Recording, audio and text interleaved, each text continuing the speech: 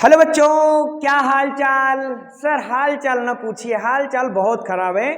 Physics के numerical sir बन नहीं पा रहे हैं। तो कोई दिक्कत नहीं है, आज हम आपकी इसी सेवा में हाजिर हैं फिजिक्स के न्यूमेरिकल लेके, जिसमें हम लोग प्रकाश चैप्टर के परावर्तन टॉपिक के सारे न्यूमेरिकल, जितने हमारे रेफरेंस बुक में, जितने हमारी एनसीईआरटी में और जितने हमारे पीवाईक्यूज हैं, सबको हमने यहाँ पर कंपाइल कर रखा है और सारे न्यूमेरिकल को आज इनकी क्लास में हम लोग सॉल्व करने वाले हैं। तो ये जो न्यूमेरिकल को लेके आपके अंदर डर बैठा है, न्यूमेरिकल को पकड़ते कैसे हैं, न्यूमेरिकल को डिकोड कैसे करते हैं, आज की शानदार सी क्लास में हम आपको ये सिखाने और समझाने वाले हैं। आपको कुछ नहीं करना है, कॉपी पेन लेकर के बैठना है और हमारे साथ साथ में कॉपी राइट डाउन करिएगा और हमारे साथ साथ में लगाइएगा और वीडियो को पॉज कर करके सवाल को लगाइएगा।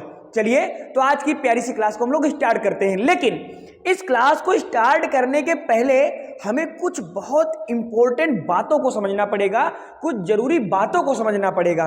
बिना उन बातों के इस चैप्टर को कंटिन्यू करना थोड़ा सा मुश्किल हो सकता है। तो चलिए स्टार्ट करते हैं। सबसे पहला हमारे पास जो बात आती है यहां पर, जो हम लोग पढ़ने वाले हैं उसमें फॉर्मूलों के बारे में। तो सबसे पहले आपको पता होगा हमारे यहाँ पे एक फॉर्मूला आता है जो कि दर्पणों के लिए होता है और उसका नाम हम लोग बोलते हैं दर्पण सूत्र। यस, क्या बोलते हैं? दर्पण सूत्र। क्या होता है दर्पण सूत्र? दर्पण सूत्र होता है 1/f = 1/v और प्लस में क्या होता है हमारे पास 1/u। 1/f = 1/v + 1/u।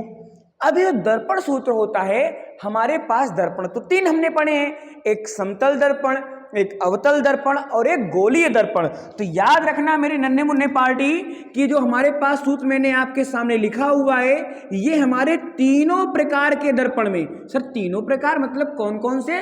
मतलब कि सबसे पहले अगर हम आपसे बात करें तो जैसे कि आपके सामने हमारे पास आता है समतल दर्पण। सर समतल दर्पण, हाँ। उसके बाद कौन सा? अवतल दर्पण। तो ये अवतल दर्पण में भी वैलिड होता है पूरी तरह से, एकदम कोई दिक्कत नहीं। और तीसरा हमारे पास आता है जिसको हम लोग बोलते हैं उत्तल दर्पण।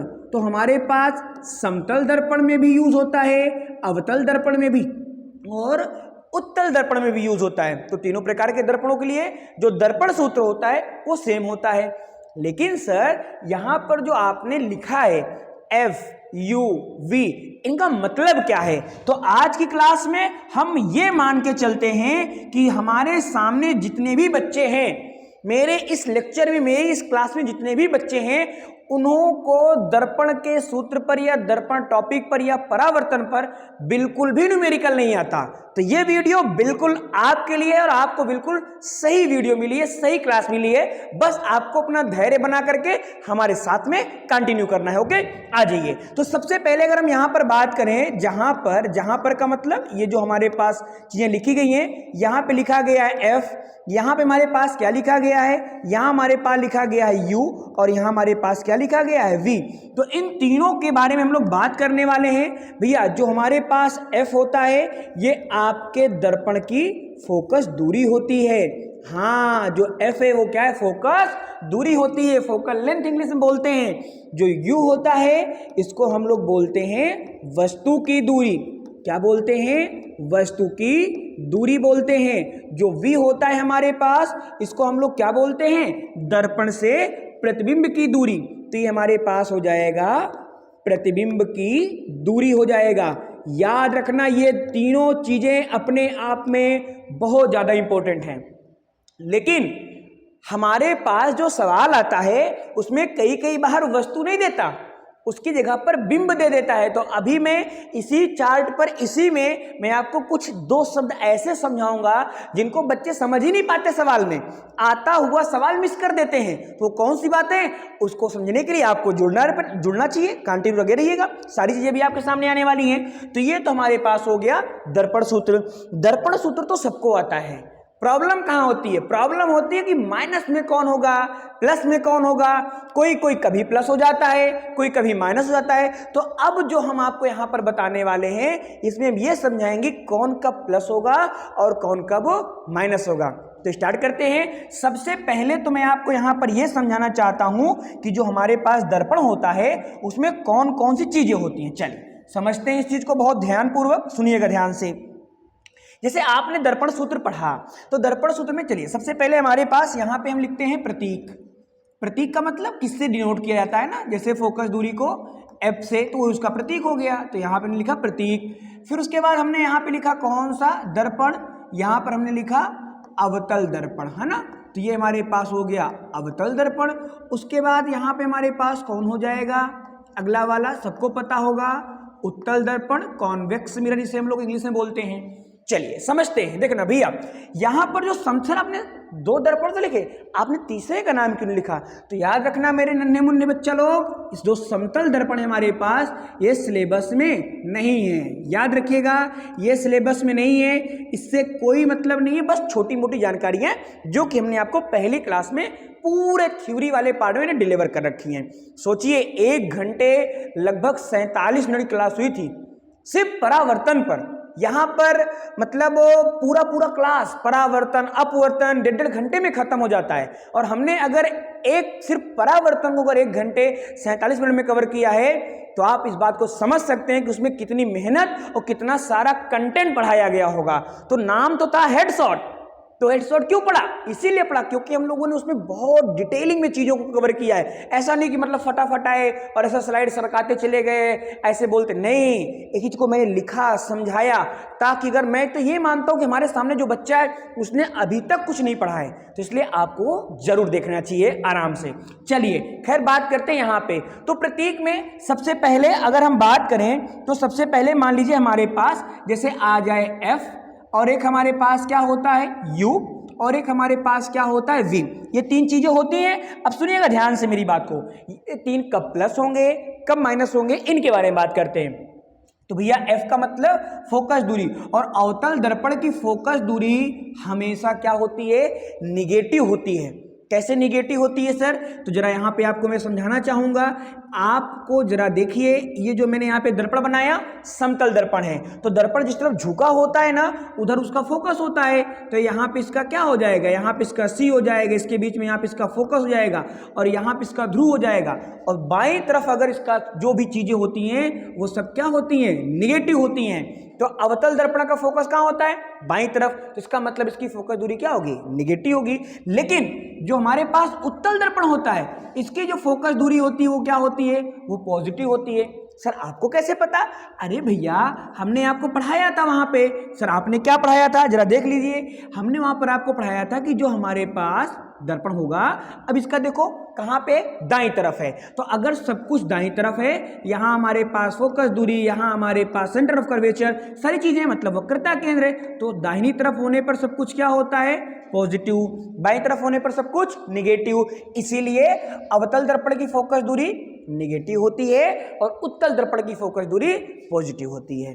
ओके, यहां पर जो U होता है, U हमेशा निगेटिव होता है भैया, चाहे उत्तल दर्पण हो और चाहे अवतल दर्पण हो, U ऑलवेज निगेटिव। क्यों? क्योंकि वस्तु हमेशा बाईं तरफ रखी जाती है। वस्तु हमेशा कहां रखी जाती है, बाईं तरफ, और अगर बाईं तरफ आप कुछ भी रखेंगे तो निगेटिव होगा, सिंपल चीज है। चलिए इसको हटा देते हैं, अब इसको आप समझ गए होंगे। उसके बाद V का कहानी बड़ा मैटर है। V ही तो परेशान करता है, बोलेगा अभी सवाल में कि V का मान धनात्मक होगा कि ऋणात्मक होगा, V आभासी होगा कि वास्तविक होगा। तो इसको हम तभी समझ पाएंगे जब हम यहां पर समझेंगे। तो सुनिएगा, अगर अवतल दर्पण है तो आपको पता होगा अवतल दर्पण में 2 टाइप का प्रतिबिंब बनता है, एक बार वास्तविक, एक बार आभासी बनता है, 6 कंडीशन में। तो अगर हमारे पास, सुनिएगा ध्यान से, अगर हमारे पास V का मान क्या हो जाए, निगेटिव, तो निगेटिव किसके लिए होता है, याद रखना बच्चा लोग, निगेटिव होता है वास्तविक के लिए। क्यों? क्योंकि वास्तविक प्रतिबिंब बाईं तरफ प्राप्त होता है। और अगर हमारे पास V का मान क्या हो जाए, पॉजिटिव, तो इसका मतलब प्रतिबिंब कैसा होगा, आभासी होगा। क्यों आभासी होगा? क्योंकि जो प्रतिबिंब होता है आभासी वाला, वो कहां प्राप्त होता है, वो दाईं तरफ प्राप्त होता है। तो दाईं तरफ सब कुछ प्लस, बाईं तरफ सब कुछ माइनस, तो इसलिए ऐसा होता है। उत्तल दर्पण में तो भैया हमेशा ही पॉजिटिव होगा, हमेशा क्या होगा, V का मान पॉजिटिव होगा। क्यों? क्योंकि इसमें प्रतिबिंब हमेशा दाईं तरफ बनता है। ठीक है, चलिए, तो ये सबसे इंपॉर्टेंट बातें थी, तो इसको हमने समझ लिया। अब यहाँ पे कुछ और छोटी मोटी बातें हैं हमारे पास, उनको भी थोड़ा हमें कंसीडर करना पड़ेगा। तो दर्पण सूत्र क्या है, दर्पण सूत्र में कौन कौन चीजें क्या क्या होती हैं, उनका मतलब क्या है, और दर्पण सूत्र में कब हम प्लस रखेंगे, कब हम माइनस रखेंगे, हमने ये समझा। दर्पण सूत्र के जस्ट बाद हमारे पास एक और प्यारा सूत्र आता है जिसको हम लोग बोलते हैं दर्पण की फोकस दूरी व वक्रता त्रिज्या में संबंध। तो दर्पण की फोकस दूरी वक्रता त्रिज्या में संबंध, इसके बारे में बात कर ले हम लोग। तो दर्पण की जो फोकस दूरी होती है और जो वक्रता त्रिज्या होती है उसमें संबंध होता है F = R/2 होता है। क्या होता है, F = R/2 होता है, या R = क्या होता है, 2F होता है। याद रखना यहां पर R का मान पॉजिटिव भी होता है, R का मान निगेटिव भी होता है, और उसका मान किस पर डिपेंड करेगा, फोकस पर डिपेंड करेगा। अब फोकस क्या होगा वो तो हमें यहां देखना पड़ेगा कि कई बार हमारे पास जो अवतल दर्पण का फोकस निगेटिव होगा और उत्तल का पॉजिटिव होगा, है ना। तो सवाल में हम लोग इसको कवर करेंगे तो और अच्छा समझ में आ जाएगा। अगला टॉपिक हमारे पास इसी में आता है जिसको हम लोग बोलते हैं आवर्धन। रे बाप रे बाप, इस चैप्टर का सबसे, बच्चों के हिसाब से सबसे बेकार टॉपिक आवर्धन। कभी समझ में ही नहीं आता बच्चों को कि कब माइनस होगा और कब प्लस होगा। तो यहां तो मैं चीजों को मेंशन कर ही रहा हूं, लेकिन अगर आपको ऐसा लगे कि आपको आवर्धन टॉपिक पर अलग से क्लास चाहिए, अलग से प्रैक्टिस करना है, क्योंकि बहुत गड़बड़ी होती है बच्चों में, तो आप कमेंट करिएगा और मैं आपसे वादा करता हूं आवर्धन टॉपिक का मैं अलग से क्लास लगाऊंगा जिसमें आपको प्रॉपर आवर्धन के सवाल लगवाएंगे ताकि प्रैक्टिस कराएं, आपको बहुत अच्छी कमांड मिल जाएगी उस पर। ठीक है, चलिए, तो हमारे पास आवर्धन की बात करते हैं यहाँ पे। तो ये हमारे पास आवर्धन वाला टॉपिक आ जाता है। तो रेखीय आवर्धन पूरा नाम होता है लीनियर मैग्निफिकेशन, हिंदी में बोलते हैं इसको, मतलब इंग्लिश में बोलते हैं। चलिए, तो इसको समझते हैं। जो आवर्धन का सूत्र होता है, आवर्धन को लिखते हैं M से, और M बराबर हमारे पास क्या होता है, मेन सूत्र क्या होता है, M बराबर हमारे पास मेन सूत्र होता है प्रतिबिंब की लंबाई। क्या होता है भैया जी, प्रतिबिंब की लंबाई। और बटे में हमारे पास क्या आता है, बटे में हमारे पास आता है वस्तु की लंबाई। तो एक होता है प्रतिबिंब की लंबाई और एक बटे में क्या होता है, वस्तु की लंबाई। अच्छा, जो प्रतिबिंब की लंबाई होती है उसको जनरली हम लोग लिखते हैं I डैश अपॉन, जो हमारा वस्तु की लंबाई होता है उसको हम लिखते हैं O डैश। ठीक है, तो ये हमारे पास एक फॉर्मूला बन जाता है, ये रेखीय आवर्धन का फॉर्मूला है। अच्छा, एक फॉर्मूला ये वाला बनता है और एक फॉर्मूला हमारे पास और बनता है रेखीय आवर्धन का, जरा उसको भी हम लोग देख लेते हैं। ठीक है, यहाँ पर मैं थोड़ा इसको डिजाइन मार दूं ताकि आप लोग को क्लियरिटी रहे इसके बारे में। चलिए, तो इसके बारे में हम लोग आगे बात करते हैं। एक हमारे पास फॉर्मूला होता है M बराबर माइनस का V अपॉन U, M बराबर माइनस का V अपॉन U, ये भी सूत्र होता है। लेकिन एक सूत्र और होता है, और वो कहां से आता है, जो हमारे पास यहां पे लिखा हुआ है, जो यहां पे लिखा है। अगर आप चाहें तो इसको आप बोल सकते हैं समीकरण नंबर 1 और इसको आप बोल सकते हैं समीकरण नंबर 2, समीकरण 1 और समीकरण 2। अच्छा, समीकरण का दायां पक्ष ये है, समीकरण का दायां पक्ष ये है, समीकरण 1 का दायां पक्ष ये वाला है और समीकरण 1 का दायां पक्ष ये वाला है। तो इसका मतलब अगर इसका हम दायां पक्ष देखें तो अलग अलग हैं, लेकिन इसके बाएं पक्ष क्या हैं, बराबर हैं। यहां भी M है और यहां भी M है, और अगर बायां पक्ष बराबर है तो आप क्या कर सकते हो, आप उसको बराबर दिखा सकते हो। इसका मतलब हुआ कि यहां पर मैं कर सकता हूं समीकरण 1 बराबर समीकरण 2। तो जब समीकरण 1 और 2 को मैं बराबर दिखाऊंगा तो दायां दायां तो बराबर था, बराबर कौन नहीं था, दायां वाला, तो दायां को बराबर दिखा दो। तो यहां पे हमारे पास जाएगा I डैश अपॉन में O dash is equal to minus का V अपॉन U। ये भी एक सूत्र है, और आप इस बात को लेके हैरान होंगे कि ऐसे कई सारे हमारे पास PYQs हैं जो इन दोनों पे नहीं बल्कि इस पर सॉल्व होते हैं। तो आपको समझ में आ रहा होगा कि ये सूत्र कहां से बनता है, वास्तव में आवर्धन से ही बनता है। लेकिन कैसे बनता है, समीकरण 2 को बराबर दिखाने पर, 1 व 2 को बराबर दिखाने पर। ओके, तो हमारे पास इतनी सारी बातें होती हैं। अब हम इस चैप्टर का जो न्यूमेरिकल वाला पार्ट है उसे स्टार्ट करेंगे। लेकिन याद रखिएगा, अभी आपको भागना नहीं है, अभी आपको घबराना नहीं है। जितना मैं करूं, जितना मैं बोलूं, उनको ध्यान से समझना है, सीखना है कि यार सर ऐसा क्या कर रहे हैं जो मैं समझ सकूं, ऐसा कौन सा तरीका अपना रहे हैं। तो इसके लिए आपको बिल्कुल कॉपी पेन को अपने शांति से रख दीजिए और हमें आप आसानी से प्यार से सुनिए, सब कुछ समझ में आएगा। ऐसा फिजिक्स में कुछ है ही नहीं। एक शब्द की बात करता हूं, एक शब्द ऐसा नहीं है फिजिक्स में जो आपको समझ में ना आए, बना ही आपके लिए है। बशर्ते दिक्कत यह है कि हम उसे उतना डिटेल में या उतने अच्छे तरीके से हमें मिल नहीं पाता है। तो मैं पूरा प्रयास कर रहा हूं और मुझे पूरा विश्वास है कि मैं आपको पूरा का पूरा समझा करके ही आज जाऊंगा। तो आज की इस क्लास में न्यूमेरिकल का बहुत जबरदस्त आप फील लेने वाले हैं, ठीक है। चलिए, तो अब न्यूमेरिकल की हम लोग प्रैक्टिस कर लेते हैं। फटाफट एक काम कर लेते हैं, हम लोग यहाँ पे एक बार रिवीजन कर लेते हैं, ठीक है। चलिए आज ये रिवीजन कर लेते हैं हम लोग। यहाँ पे देखो, सबसे पहले हमने पढ़ा दर्पण सूत्र। दर्पण सूत्र क्या होता है? 1/f = 1/v + 1/u हो गया। अच्छा, फिर हमने क्या पढ़ा? दर्पण में फोकस, f क्या होता है? फोकस दूरी होता है। u क्या होता है? वस्तु की दूरी होता है। v क्या होता है? प्रतिबिंब की दूरी होता है। अच्छा सर, ये जो दर्पण सूत्र है, क्या ये सभी दर्पणों के लिए होता है? हाँ भैया, ये सभी दर्पणों के लिए होता है। चाहे हमारे पास समतल दर्पण हो, चाहे हमारे पास अवतल दर्पण हो, चाहे हमारे पास उत्तल दर्पण हो, सभी दर्पणों के लिए यही सूत्र लगता है, इसमें कोई भी चेंज नहीं होता है। लेकिन आपको इस टॉपिक पर, इस दर्पण पर सवाल नहीं मिलते क्योंकि ये हमारे सिलेबस में नहीं है। इंटर में आप आएंगे तो थोड़ा बहुत मिलेगा, इंटर में भी ये सिलेबस में नहीं है, ठीक है। बट अगर आप नीट IIT तैयारी करेंगे तो मिलेगा वहां पे, है ना। चलिए, खैर वहां की बात वहां करेंगे। फिर हमने क्या कहा कि जो हमारे पास यहाँ पे चीजें लिखी हैं, जो हमारी टर्मिनोलॉजी है, उसमें कौन प्लस कौन माइनस होता है। तो हमने कहा f, तो भैया अवतल दर्पण की फोकस दूरी क्या होती है? माइनस होती है। क्या होती है? माइनस होती है। क्यों? बाईं तरफ। ऐसे समझा करो, बायां का मतलब उल्टा, बायां का मतलब उल्टा, तो उल्टा का मतलब घटेगा, सत्यानाश होगा, माइनस होगा। तो इसका मतलब बाएं मतलब क्या होगा? माइनस होगा।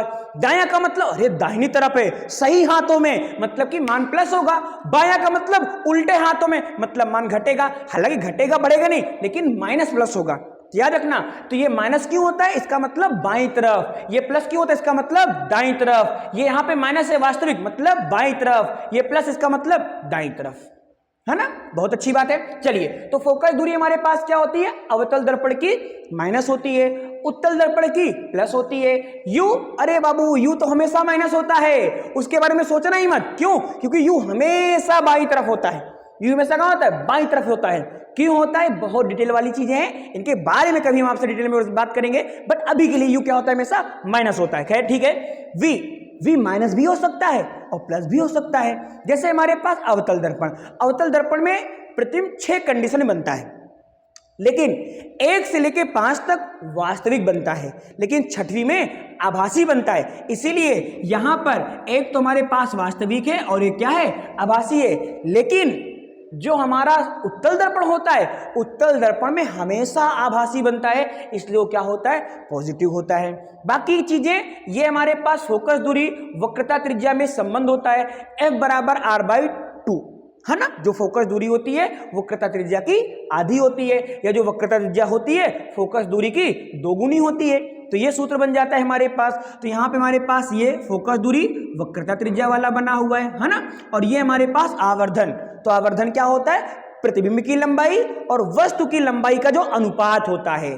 प्रतिबिंब की लंबाई और वस्तु की लंबाई का जो अनुपात होता है उसे हम लोग बोलते हैं आवर्धन, है ना। तो प्रतिबिंब की लंबाई को हम लोग लिखते हैं यहाँ पे I डैश से, वस्तु की लंबाई को O डैश से।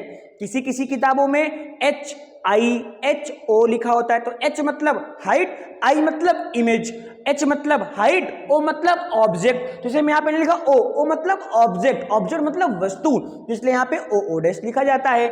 I मतलब इमेज, होता है ना मोबाइल में इमेज, वही वाला इमेज, तो इमेज का मतलब प्रतिबिंब होता है। तो ये चीजें आती हैं।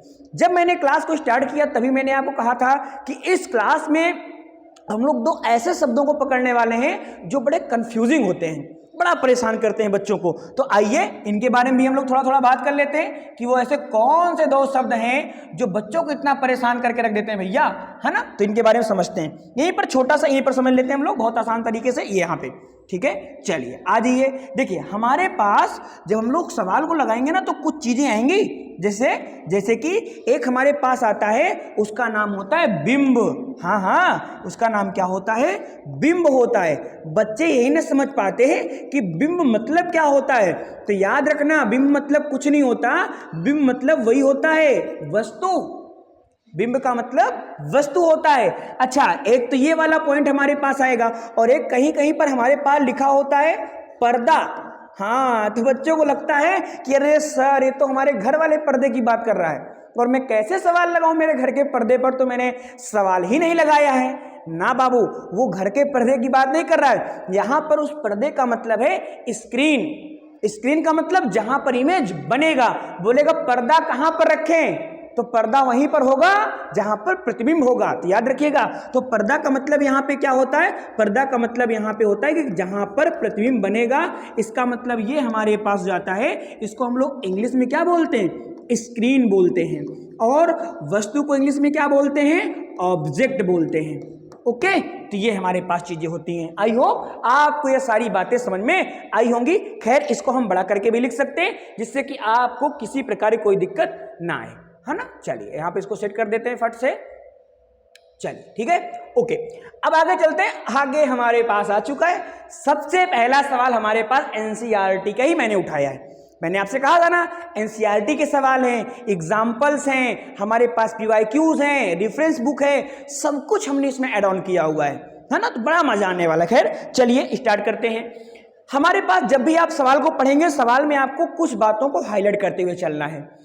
सबसे पहले जहां जहां पर आपको डिजिट मिलेगी आपको उन पर ध्यान देना है, और दूसरी चीज जहां जहां पर वो दर्पण का नाम लिख देगा उसको आपको ध्यान रखना है। तो स्टार्ट करते हैं। सबसे पहले क्या बोल रहा है, कह रहा है 20 सेंटीमीटर फोकस दूरी, डिजिट मिली तो यहां से यहां तक आ जाइए भैया। हाँ, तुम्हारे पास क्या बोल रहा है, 20 सेंटीमीटर फोकस दूरी। इसका मतलब कि ये जो हमारे पास दिया गया है ये इसकी फोकस दूरी है। हाँ सर, बात तो सही है आपकी। तो इसका मतलब सुनिएगा, ये यहां से यहां तक हमको एक वैल्यू दे दिया 20 सेंटीमीटर फोकस दूरी, एक चीज मिला।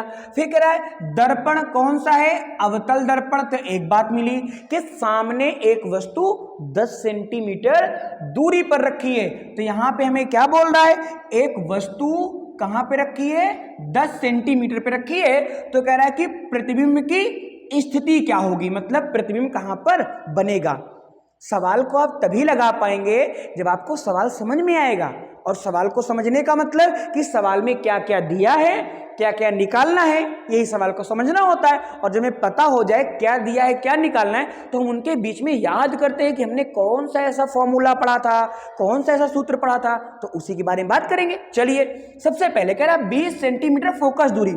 इसका मतलब जो फोकस दूरी होती है उसको हम लोग लिखते हैं एफ से। तो एफ का मान हमको कितना दिया है, 20 सेंटीमीटर, हमने लिख लिया। लेकिन आपको पता है फोकस दूरी धनात्मक भी होती है और ऋणात्मक भी होती है। तो इसके लिए आपको यह ध्यान देना पड़ेगा कि दर्पण कौन सा है, और आपने ध्यान दिया कि दर्पण कौन सा है, अवतल है। और आपने यहां देखा कि जो अवतल दर्पण होता है उसकी फोकस दूरी क्या होती है, निगेटिव होती है। इसका मतलब कि यहां पर जो एफ की वैल्यू हम लोग लिखने वाले हैं वहां पर हम क्या लगाएंगे, निगेटिव लगाएंगे। फिर कह रहा है कि अवतल दर्पण के सामने एक वस्तु हमेशा माइनस। तो इसका मतलब यहां पे जो u है वो हमारे पास माइनस में होगा। कितना दिया है, 10 सेंटीमीटर, तो ये हमारे पास हो जाएगा 10 सेंटीमीटर हो जाएगा। फिर क्या रखिए, प्रतिबिंब की स्थिति का मान ज्ञात कीजिए। प्रतिबिंब की स्थिति, बाबूजी प्रतिबिंब की स्थिति का मतलब प्रतिबिंब कहां पर बनेगा। तो कोई बोले 5 मीटर बनेगा, 10 मीटर बनेगा, तो मतलब प्रतिबिंब की दूरी निकालना है। प्रतिबिंब की स्थिति का मतलब प्रतिबिंब की दूरी निकालना है, और प्रतिबिंब का दूरी का मतलब क्या होता है, v होता है क्वेश्चन मार्क। अब हमको पता है f दे दिया, u दे दिया, v निकालना है, निकाल देते हैं फटाक से। आ जाइए, तो यहां से मैं इसका करता हूं सॉल्यूशन। ओके, तो ये हमारे पास का होने चल रहा है अब सॉल्यूशन, मतलब कि हल। चलिए इसका सॉल्यूशन लोग यहाँ पे करते हैं, बढ़िया जगह दी हुई है ना, यहाँ से करते हैं इसका सॉल्यूशन। चलिए, तो सॉल्यूशन का मतलब क्या होता है, हल। इसका मतलब मैं यहां से इसको हल कर रहा हूं। तो सबसे पहला काम होगा आपका दर्पण सूत्र। तो आप यहां पे लिख सकते हैं ऐसे, क्या लिख सकते हैं कि दर्पण सूत्र से। अब दर्पण सूत्र क्या होता है बाबूजी, अगर अब आपको नहीं पता तो समझ लो निकारे कट्टा बीसन कट्टा मारे तू का, है ना। तो याद रखना दर्पण सूत्र क्या होता है। दर्पण सूत्र का मतलब होता है 1/f is equal to 1/v और प्लस में 1/u होता है।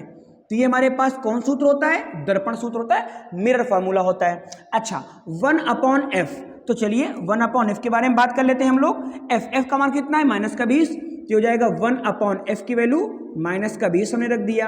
1/v का मान कितना दिया, अरे सर वही तो निकालना है। तो भैया जो निकालना है उसको वैसा का वैसा रहना, उसके साथ छेड़खानी नहीं करना है हमको, तो v वैसा का वैसा रहेगा। प्लस है तो मैंने प्लस लगा दिया। 1/u, u का मान कितना है -10, तो मैंने यहाँ पे लिख दिया -10। अच्छा जब आप इसको ऐसे लिख रहे हैं ना तो आप इसको ब्रैकेट में लिख देना, सर ना लिखें तो कोई दिक्कत नहीं है, लेकिन ब्रैकेट में लिखने से आप जो एग्जामिनर होगा उसको पता चल जाएगा कि बच्चा समझदार है ना। तो ब्रैकेट में हमने लिख दिया, तो ये हमारे पास क्या हो जाएगा, ये तो हो जाएगा -1/20 बराबर यहाँ पे कौन बचेगा 1/v, ये प्लस ये माइनस, ब्रैकेट का मतलब गुणा, ब्रैकेट का मतलब गुणा, तो जो ब्रैकेट के अंदर है जो ब्रैकेट के बाहर है दोनों गुणा करा दो। इसका मतलब ब्रैकेट के अंदर क्या है माइनस, बाहर क्या है प्लस, तो प्लस माइनस का मल्टीप्लाई माइनस होता है, इसका मतलब यहाँ पर माइनस आएगा और ये हमारे पास हो जाएगा 1/10। अब मैं क्या करूंगा, इस पूरे 1/10 को इधर लाऊंगा, क्यों, क्योंकि जिसका मान निकालना है उसको एक तरफ, बाकी सारे पद को एक तरफ। तो अगर मैं 1/10 को उधर भेज दूं तो इधर 1/v बच जाएगा, फिर हल कर लेंगे, आंसर घर ले जाएंगे। आइए तो यहां से हम लोग स्टार्ट करते हैं ये सवाल को, ठीक है। चलिए तो इतनी चीजें हमको दी गई थी, अब यहाँ पे हमने सवाल को सॉल्व किया, इसको माइनस को इधर लाएंगे तो प्लस का हो जाएगा। तो यहाँ पर पहले से हमारे पास लिखा हो गया है 1/20, तो हो जाएगा हमारे पास 1/20, माइनस है इधर आएगा तो प्लस का हो जाएगा, तो प्लस में क्या हो जाएगा 1/10, तो प्लस का हो जाएगा 1/10 इज इक्वल टू क्या बनेगा 1/v। अब इसका हमको एलसीएम निकालना पड़ेगा, है ना, मतलब कि उसका हमें लासा निकालना पड़ेगा। जब हम लासा निकालेंगे तो 20/10 का लासा यहाँ पे कितना आ जाएगा 20 आ जाएगा, 20 एकम 20 तो मतलब कि माइनस का 1 हो जाएगा, 10 दूनी 20 मतलब कि प्लस का 2 हो जाएगा, प्लस है तो प्लस लगाएंगे, 10 दूनी 2, 2 एकम 2 बराबर 1/, कितना हो जाएगा b हो जाएगा। 2 में से 1 जाएगा तो 1 बचे, क्योंकि 1 प्लस और 1 माइनस घट जाएगा, 2 में से 1 जाएगा कितना बचेगा 1/20 हो जाएगा, और बराबर हमारे पास क्या बनेगा 1/v बनेगा। अब आप देखना, अब बीच में क्या लगा है बराबर, तो हम इसको कई तरह से हल कर सकते हैं, चाहे तो आप v का इधर गुणा कर दो, 20 को उधर गुणा कर दो, और चाहे तो इसको पलट दो, सारी बातें एक ही हैं। तो मैं v का इधर गुणा कर दूं 20 का इधर, तो v का इधर गुणा करोगे तो यहाँ पे हो जाएगा v, 20 का इधर गुणा करोगे तो बराबर कितना हो जाएगा 20 हो जाएगा। अच्छा यहाँ पे क्या लिखा है सेंटीमीटर, यहाँ पे क्या लिखा है सेंटीमीटर, तो इसका मतलब कि जो आपका आंसर आएगा भैया वो भी किस में आएगा सेंटीमीटर में आएगा। तो ये आपका आंसर हो गया। अच्छा अब जो आंसर आपका आया हुआ है 20 सेंटीमीटर, यहां तो नहीं पूछा है, लेकिन अगर मान लो मैं ही पूछ रहा हूं आपसे कि प्रतिबिंब वास्तविक बनेगा कि आभासी बनेगा, तो याद रखना मैंने यहां पे क्या बताया कि अगर v का मान निगेटिव तो वास्तविक, अगर v का मान पॉजिटिव तो आभासी। तो इसका मतलब यहां पर जो हमको प्रतिबिंब प्राप्त हुआ है वो कैसा है, वो वर्चुअल प्रतिबिंब है, मतलब कि आभासी प्रतिबिंब होगा। कैसा प्रतिबिंब होगा हमारे पास, आभासी प्रतिबिंब हमको प्राप्त हुआ है। ओके सर मैं समझ गया। अच्छा एक बात और आप समझ सकते हैं कि आप देखो फोकस दूरी कितनी है 20 सेंटीमीटर है और u कितना है 10 है, तो याद करो ये कंडीशन नंबर 6वीं है। तो 6वीं कंडीशन में प्रतिबिंब कैसा बनता था आभासी, तो इसलिए यहां पर आप प्रतिबिंब को कैसा मिला है आभासी मिला। अभी हम लोग आगे बनाएंगे ऐसी चीजों को तो आप समझ जाएंगे। ओके आगे चलते हैं। आगे हमारे पास एक प्यारा सा प्रश्न आता है, कह रहा है कि यदि कोई वस्तु उत्तल दर्पण के सम्मुख मतलब सामने, सम्मुख मतलब सामने, सम्मुख 40 सेंटीमीटर दूरी पर स्थित है, तो जिससे प्रतिबिंब 10 सेंटीमीटर दूर पर बनता है, तो उत्तल दर्पण की फोकस दूरी निकालो। वही काम, जो जो डिजिट दी गई हैं हमें उन्हें हाईलाइट करना है, समझना है क्या क्या दिया है, और साथ ही साथ में कौन सा दर्पण है ये सबसे ज्यादा ध्यान देना है आपको, क्योंकि दर्पण बदलने से चिन्ह बदलेंगे और चिन्ह बदले सवाल बदलेगा और सवाल बदलने से आंसर बदलेगा और आंसर बदलने से तुम्हारा नंबर बदल जाएगा। तो 0 के आगे अगर आपको 10 लगवाना है एक लिखना है तो सवाल को सही लगाना पड़ेगा, तो इसलिए आपको ये काम करना पड़ेगा। खैर स्टार्ट करते हैं। तो जो जो वैल्यू हमें दी गई है पहले उनके बारे में बात करते हैं। यहाँ पे कह रहा है यदि कोई वस्तु उत्तल दर्पण, जरा देखो किसका नाम ले लिया, उत्तल दर्पण। इसका मतलब है सम्मुख, मतलब सामने, तो सारी जगह हम सामने ही रखते हैं। तो सामने कितनी दूरी पर रखी है, 40 सेंटीमीटर दूरी पर रखी है। कौन, कोई वस्तु स्थित है, मतलब ये वस्तु का मान दे दिया। कह रहा जिसमें प्रतिबिंब, आपकी प्रतिबिंब का मान दे दिया है, तो प्रतिबिंब हमारे पास कितना बना, कह रहा प्रतिबिंब हमको मिला है 10 सेंटीमीटर दूरी पर।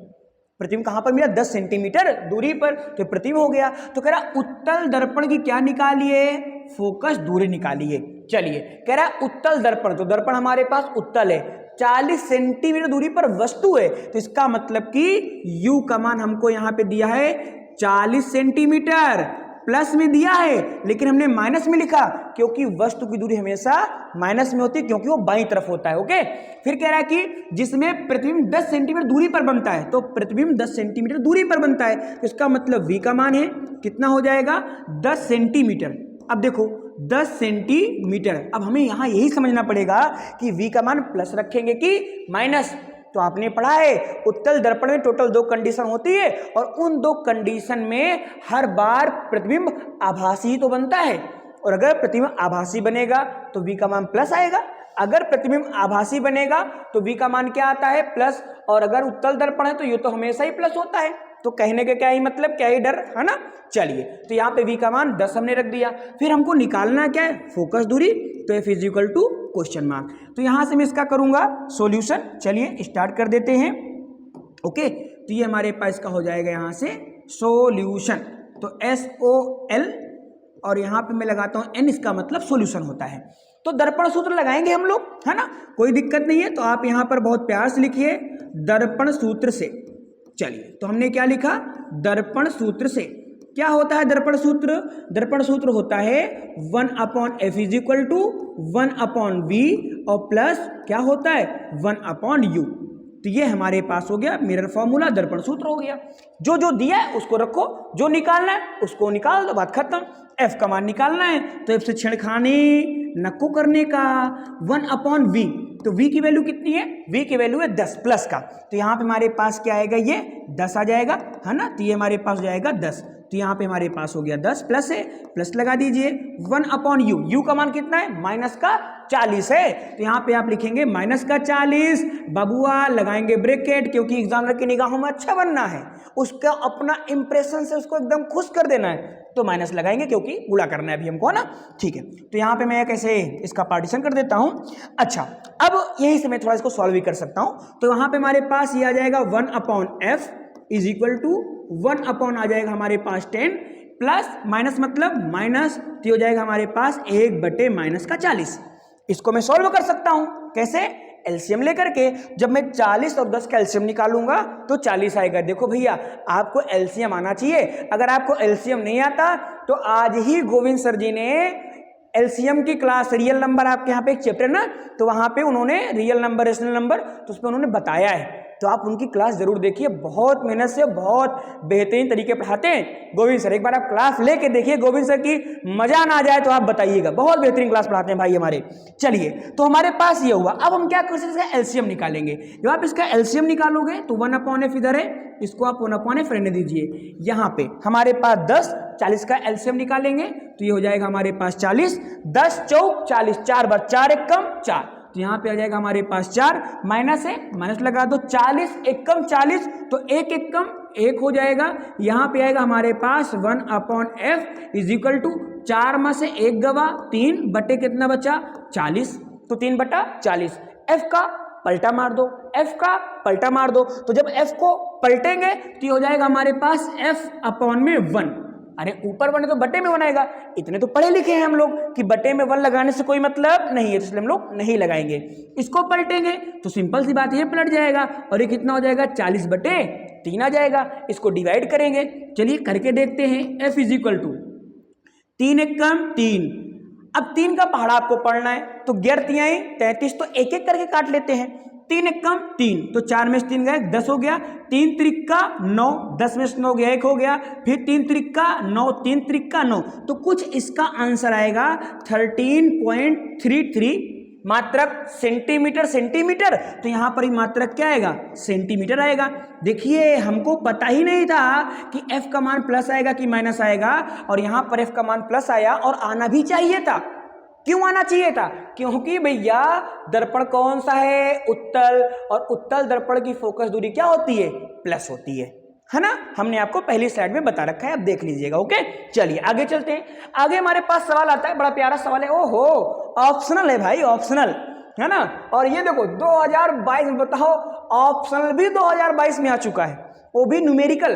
तो याद रखिएगा, ये मत सोचना कि ऑप्शनल में सिर्फ थ्योरेटिकल क्वेश्चन आते हैं, न्यूमेरिकल भी आता है और उतनी ही मेहनत करनी पड़ेगी आपको, इसलिए ध्यान समझना है। ओके कुछ नहीं है, गर्दा उड़ाएंगे इसका। कह रहा है एक अवतल दर्पण के सामने 15 सेंटीमीटर, तो याद रखना हमारा जो काम है, तो दर्पण कौन सा है हमारे पास, अवतल दर्पण है। तो यहां पर मैं थोड़ा कलर चेंज कर लेता हूं कलम का अपने, तो ये हमारे पास हो गया अवतल दर्पण।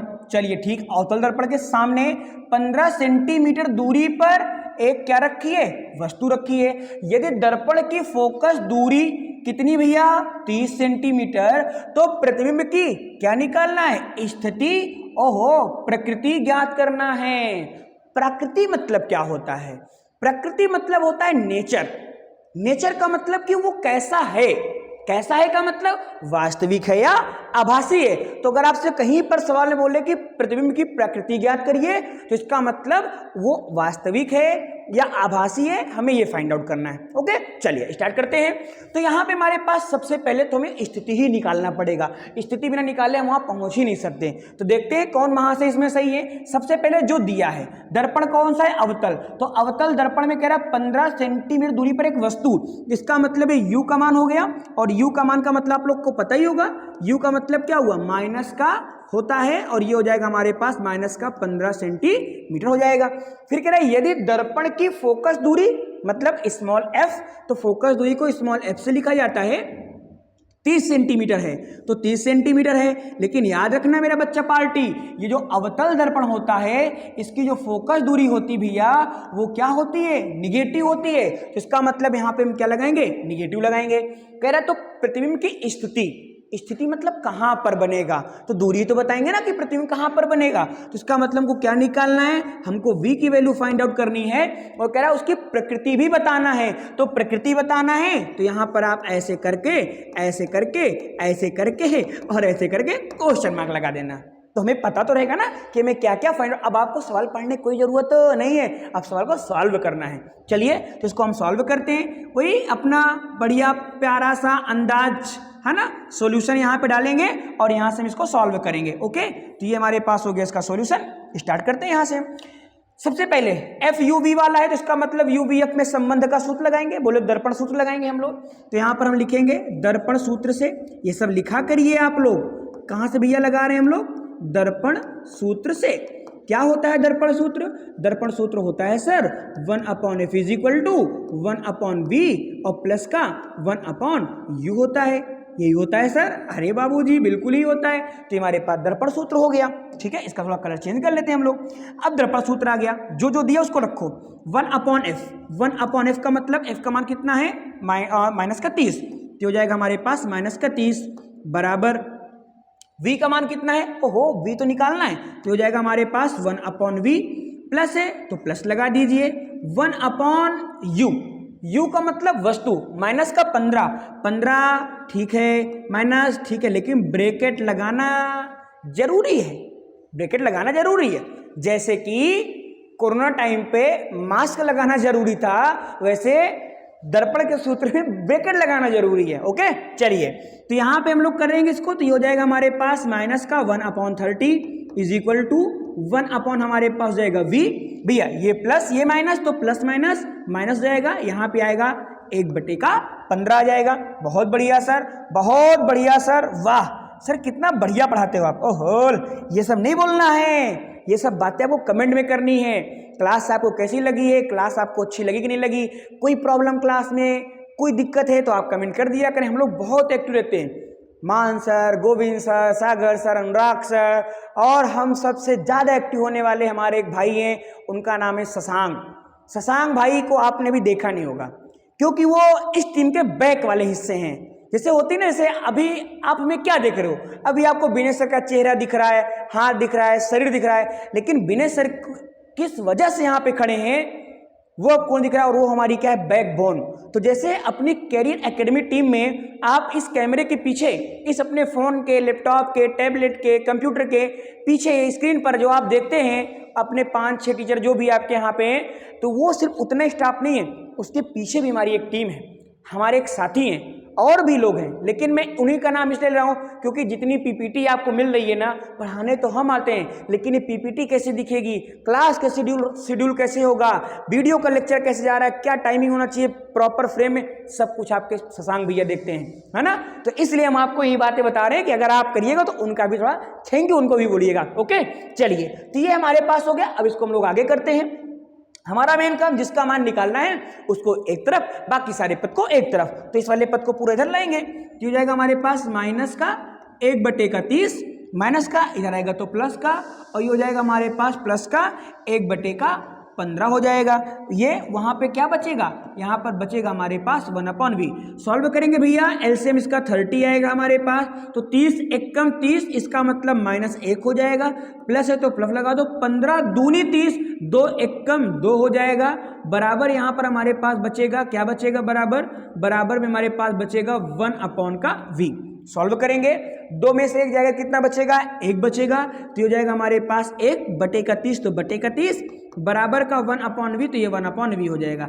चाहे 1/v को पलट दो, चाहे तिरछा गुणा कर लो, जैसा आपकी इच्छा करे। तो मैंने मान लो मैं पलट दिया हूं, तो अगर मैं पलटा मारूंगा, तो अगर इसको मैं पलटूंगा तो ये वाली संख्या भी पलट जाएगी, क्योंकि बीच में बराबर लगा है। बराबर का मतलब है आप इधर जो कुछ करोगे इधर ऑटोमेटिक हो जाएगा। तो अगर इसको मैं पलटूंगा तो इधर पलट जाएगा, और ये हो जाएगा हमारे पास 30। तो इसका मतलब 30 का मतलब क्या, 30 तो आ गया, लेकिन मैं इसको थोड़ा ऐसे लिखता हूं। ओके, तो इसको मैं भी तो लिख सकता हूं, v बराबर 30 सेंटीमीटर, तो इसका मतलब आंसर इसका क्या आएगा, सेंटीमीटर में आएगा।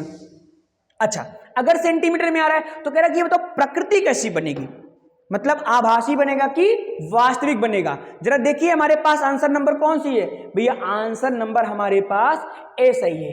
कौन सी है, आंसर नंबर, ओहो वाइट चल जाओ भैया, दिख नहीं रहा है, हाँ, तो आंसर नंबर हमारे पास ए सही है, 30 सेंटीमीटर।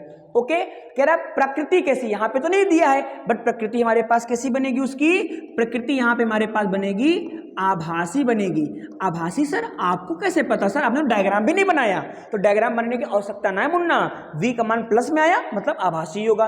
ओके, अच्छा, फोकस दूरी कितनी है 30, और वस्तु कहाँ रखी है 15, मतलब देखो अब समझ लो, ऐसे यही समझा देते हैं। देखो जैसे मान लो ये हमारे पास दर्पण है ना, अवतल दर्पण, आपको पता है ये इसका मुख्य अक्ष होता है, यहाँ पे हमारे पास P होता है, यहाँ हमारे पास C होता है, सॉरी पहले बीच में बना देते हैं, ये हमारे पास F होता है, यहाँ C होता है। कह रहा फोकस दूरी 30 है, इसका मतलब यहाँ से यहाँ तक की दूरी कितनी है 30 है, और वस्तु कहाँ है 15 पे, इसका मतलब भैया अगर यहाँ से यहाँ तक 30 है तो वस्तु यहीं पे कहीं रखी होगी। ओहो, जब वस्तु फोकस और ध्रुव के बीच हो, कंडीशन नंबर 6, और कंडीशन नंबर 6 का मतलब क्या होता है, आभासी। तो इसलिए यहाँ पे इमेज हमारे पास कैसा बनेगा, वर्चुअल बनेगा, मतलब आभासी बनेगा। ओके, चलिए आगे चलते हैं। आगे हमारे पास क्वेश्चन नंबर आते हैं 4 पर। कह रहा है एक अवतल दर्पण की फोकस दूरी 5 सेंटीमीटर है। कितनी भैया, 5 सेंटीमीटर है। दर्पण कौन सा है, अवतल दर्पण है। दूरी कितनी है, 5 सेंटीमीटर है। इसके सामने 10 सेंटीमीटर दूरी पर रखी वस्तु का प्रतिबिंब कहां पर बनेगा, और क्या यह वास्तविक होगा। ओहो, तो इसको तो मैं नहीं लगाने वाला हूं, इसको आप लगाएंगे। समझ लीजिए बस डिजिट्स उसकी चेंज की गई हैं, बाकी एकदम सेम टू सेम फॉर्मूला होगा, सेम टू सेम कंसेप्ट होगा, और सेम टू सेम एकदम उसका लिखने का और सॉल्व करने का तरीका भी होगा। तो ये आपका HW हो गया। इसका मतलब इस सवाल को आपको सॉल्व करना है और अपने कमेंट बॉक्स में आपको कमेंट करना है। कैसे कमेंट करेंगे, क्वेश्चन नंबर 4 जो आपका आंसर आया होगा, और फिर वास्तविक हो तो लिखना है यस, मतलब वास्तविक हो मतलब रियल होगा, हाँ वास्तविक होगा। ओके, चलिए आते हैं क्वेश्चन नंबर 5 पर। हम लोग 2023 यूपी बोर्ड जस्ट अभी 1 साल पहले आया हुआ, 2 साल के। कह रहा है एक उत्तल दर्पण की फोकस दूरी 30 सेंटीमीटर है। हाँ, तो ध्यान रखना कौन सा दर्पण है हमारे पास, उत्तल दर्पण है। तो कह रहा है उत्तल दर्पण की फोकस दूरी कितनी दिया है हमको, 30 सेंटीमीटर दिया है। कह रहा दर्पण के सम्मुख, सम्मुख बोले तो भैया सामने, तो सम्मुख का मतलब सामने कितनी दूरी पर, 5 सेंटीमीटर दूरी पर। कहाँ पर 5 सेंटीमीटर, ओहो हट जाओ ये, हाँ तो 5 सेंटीमीटर दूरी पर, अच्छा 5 सेंटीमीटर दूरी नहीं है, 5 सेंटीमीटर लंबी वस्तु, 5 सेंटीमीटर लंबी मतलब वस्तु की लंबाई है ये एक नया टर्म हमारे पास आया, ठीक है। तो अभी हम इसके बारे में बात करने वाले हैं। तो कह रहा वस्तु दर्पण से 30 सेंटीमीटर दूरी पर रखी जाती है। अच्छा ये दिया हुआ है जिसके बारे में हम लोग तड़प रहे इतनी देर से, किसके बारे में, अरे वही कि यू का मान क्या होगा, तो यू का मान हो गया। तो प्रतिबिंब की क्या निकालनी है हमको, स्थिति निकालनी है, और क्या निकालनी है, प्रकृति निकालनी है। प्रतिबिंब कहां पर बनेगा और प्रतिबिंब कैसा बनेगा, वास्तविक बनेगा कि आभासी। फटाफट जो हमारा जीवन भरे से काम था वही काम हमको करना है। यहाँ पे क्या काम था, क्या क्या दिया है, कह रहा है एक उत्तल दर्पण है बाबू, उत्तल दर्पण, तो उत्तल दर्पण की फोकस दूरी धनात्मक होती है। इसका मतलब यहाँ पर जो F का मान होगा, फोकस दूरी, वो हमारे पास कितनी होगी, 30 सेंटीमीटर होगी, धनात्मक होती है, होना ही चाहिए। कह रहा है दर्पण के सम्मुख 5 सेंटीमीटर लंबी, तो वस्तु की लंबाई है, और वस्तु मतलब ऑब्जेक्ट, और वस्तु की लंबाई को हम लोग लिखते थे ओ डैश से। तो इसका मतलब यहां पे हमें दिया क्या है, ओ डैश दिया हुआ है, कितना दिया हुआ है, 5 सेंटीमीटर, यस, तो ये हो जाएगा 5 सेंटीमीटर। फिर कह रहा है वस्तु दर्पण से 30 सेंटीमीटर दूरी पर रखी है। इसका मतलब वस्तु कहां रखी है, 30 सेंटीमीटर दूरी पर। वस्तु कहां रखी है, वस्तु यू, तो यू का मतलब क्या हो जाएगा, 30 सेंटीमीटर, बोलो बोलो बोलो, माइनस की प्लस माइनस होगा भैया, क्योंकि वस्तु की दूरी हमेशा माइनस होती है। ओके, कह रहा प्रतिबिंब की स्थिति निकालो। स्थिति का मतलब V, प्रतिबिंब कहां पर बनेगा, स्थिति का मतलब प्रतिबिंब कहां पर बनेगा, कितनी दूरी पर, मतलब V निकालना है। प्रकृति भी तो निकालना है, तो उसकी हमको प्रकृति क्या है, हमको ये भी निकालना, उसका नेचर कैसा है। ओके चलिए स्टार्ट करते हैं। तो सबसे पहला हम जब यहाँ पे सॉल्यूशन करेंगे तो हम यहाँ पर लिखेंगे थोड़ा सा, है ना, सॉल्यूशन के बारे में। सॉल्यूशन के बारे में मतलब सॉल्यूशन ही लिखेंगे, SOLN, सॉल्यूशन मतलब विलयन, बहुत मारूंगा। सॉल्यूशन का मतलब होता है हल, ये केमिस्ट्री ना मुन्ना, यो फिजिक्स है। चलिए तो सबसे पहले भैया F का मान दिया, U का मान दिया, V निकाला। अरे यार दर्पण सूत्र लगाएंगे, तो यहां पर आप लिखिएगा प्यार से दर्पण सूत्र से। हाँ क्या लिखेंगे आप, दर्पण सूत्र से। क्या होता है दर्पण सूत्र, दर्पण सूत्र का मतलब होता है 1/F is equal to 1/V और प्लस में 1/U होता है। ये आपका क्या है, दर्पण सूत्र है। सारी वैल्यू को पुट कर दो। चलिए F का मान दिया, यस दिया है, कितना दिया है, 30, तो हो जाएगा हमारे पास प्लस का 30 दिया है, प्लस का 30 रख दिया हमने। 1/V दिया है ना, V निकालना है तो V को ऐसे रख दो, मत छेड़खानी करो, प्लस 1/U, U का मान कितना है, -30 है, तो यहाँ पे हमारे पास क्या आ जाएगा, -30 ब्रैकेट में लगा देना, क्योंकि हाँ याद रखना, बताया था पीछे। तो अगर मैं इसको लिखूं एक बार और तो हो जाएगा 1/30, 1/30 इज इक्वल टू 1/V। बाबूजी ये प्लस ये माइनस, तो प्लस माइनस माइनस होता है, इसका मतलब माइनस हो जाएगा, और यहाँ पे हमारे पास क्या हो जाएगा, 30 हो जाएगा। ठीक है चलिए आगे चलते हैं, एक सेकेंड इसको मैं कंप्लीट कर दूं। हाँ आगे चलते हैं, आगे यहाँ पर मैं थोड़ा सा ऐसे कर देता हूँ। चलिए अब आगे जरा देखो, कुछ नहीं, माइनस वाले को इधर बुलाएंगे तो प्लस का हो जाएगा, और ये हमारे पास हो जाएगा 1/30, ये माइनस का उधर आएगा तो प्लस का, तो हो जाएगा हमारे पास प्लस का बटे 1/, का क्या हो जाएगा, 30 हो जाएगा। बराबर हमारे पास कौन बचेगा, बराबर में हमारे पास बनेगा 1/V। 30 का लासा लेंगे, अरे लासा क्यों लेंगे, क्योंकि उसका हर बराबर है, तो लासा लेंगे ही नहीं। आपको पता ना, जब उसका डिनोमिनेटर बोले तो उसका हर बराबर होता है, तो हमें एलसीएम या लघुत्तम समापवर्तक हिंदी में लासा लेने कोई हो सकता नहीं है, तो इसको सिंपल से आप ऐसे लिखिए, कितना 30, ऊपर लोग जोड़ दो, एक कितना हो जाएगा 2, तो हो जाएगा 2/30, और बराबर में क्या हो जाएगा 1/V, इतना तो पता ही होगा, 2 एक कम 2 और 15 दूनी 30, तो 2 मतलब पहाड़ा 15 बार में कट जाएगा, तो क्या बचेगा, यहाँ पर बचेगा 1/15 इज इक्वल टू क्या बनेगा 1/V, तिरछा उर्छा गुणा कर दो, तो V बराबर कितना आएगा, V बराबर आएगा 15 सेंटीमीटर। यो तुम्हारा आंसर हो गया। बताइए, कह रहा प्रकृति बताइए, प्रकृति मुन्ना कैसे बनेगी, आभासी बनेगी, V का मान प्लस है, तो इसका मतलब प्रकृति कैसी बनेगी, उसकी आभासी बनेगी। ओके, अब यहां पर हमने ये वाला युग्म देखिए ध्यान से, यहां पर हमको O' तो दे दिया, लेकिन हमें ऐसा नहीं है कि अगर हमारे सवाल में हमें क्या, देखो इस सवाल में क्या सीखने को मिला, सारी चीजें तो पुरानी है, सब कुछ ठीक है, लेकिन आपने यहाँ पे क्या देखा कि यार इसने ओ डैश तो दिया था, लेकिन सर ने ओ डैश का मान क्यों नहीं यूज किया। तो याद रखना, जरूरी नहीं है कि जितनी वैल्यू हमें सवाल में दे सारी वैल्यू हम यूज करें, जरूर जितना हमको जरूरत है उतना हम यूज करेंगे। कई बार हमें जो भटकाने के लिए भी तो दे देता है, तो इससे भी हमारा कोई मतलब नहीं। लेकिन अगर इसी सवाल में बोलता प्रतिबिंब की स्थिति क्या होगी, प्रकृति क्या होगी, प्रतिबिंब की लंबाई कितनी होगी, अगर वस्तु की लंबाई इतनी है तो प्रतिबिंब की लंबाई क्या होगी, तब हम उसका यहाँ पे यूज कर लेते आवर्धन फार्मूले में, है ना। बट अब इसको आगे देखते हैं, चलिए आगे आते हैं। कह रहा है हमारे पास एक अवतल दर्पण की वक्रता त्रिज्या 20 सेंटीमीटर है, कुछ नया मिला। कह रहा है एक अवतल दर्पण, फिर ध्यान दो कौन दर्पण है, अवतल दर्पण है। दिया क्या है, वक्रता त्रिज्या दिया है। कोई वस्तु अवतल दर्पण से 15 सेंटीमीटर दूरी पर रखी है, तो वस्तु का मान कितना दिया, 15 सेंटीमीटर। दर्पण से वस्तु के प्रतिबिंब की दूरी ज्ञात करो, तो हमें कुल मिला के क्या निकालना है, प्रतिबिंब की दूरी निकालना है। चलिए क्या क्या दिया, अवतल दर्पण है, वक्रता त्रिज्या दिया। वक्रता त्रिज्या मतलब स्मॉल आर, और स्मॉल आर का मतलब क्या लिखेंगे, 20 सेंटीमीटर। याद रखना स्मॉल आर का मतलब त्रिज्या, अब त्रिज्या मतलब यहाँ पे प्लस होगा कि माइनस, तो ये भी बड़ा लोचा वाला काम है। तो याद रखना जिसकी फोकस दूरी माइनस में उसकी त्रिज्या भी माइनस में, जिसकी फोकस दूरी प्लस में उसकी त्रिज्या भी प्लस में। तो इसका मतलब अवतल दर्पण है, अवतल दर्पण की फोकस दूरी माइनस में होती है, तो इसका मतलब कि इसकी त्रिज्या भी किस में होगी, माइनस में होगी। चलिए बहुत बढ़िया, ठीक है। फिर कह रहा है कोई वस्तु अवतल दर्पण से इतनी सेंटीमीटर, मतलब कि वस्तु दिया है, तो u का मान हमारे पास कितना हो जाएगा, माइनस का 15 सेंटीमीटर। u तो हमेशा माइनस में होता है। प्रतिबिंब की दूरी निकालना है तो v निकालना है। अब v निकालने का मतलब क्वेश्चन मार्क, u दिया है, v दिया है। सर अगर f दिया होता ना तो ये सवाल में सॉल्व कर देता, लेकिन सर f नहीं दिया। तो मेरे बाबूजी आपको तो याद होगा कि अगर r दिया हो तो f कैसे निकालेंगे। याद रखना फिजिक्स में बहुत प्यारी चीज होती है, जो हमें चाहिए वो ना दिया हो। हमें क्या चाहिए, f, और हमें f नहीं दिया, तो जो हमें चाहिए ना दिया हो, तो जो नहीं दिया होता, जो हमें चाहिए नहीं दिया होता, तो उसकी जगह पर कुछ ना कुछ दिया होता है।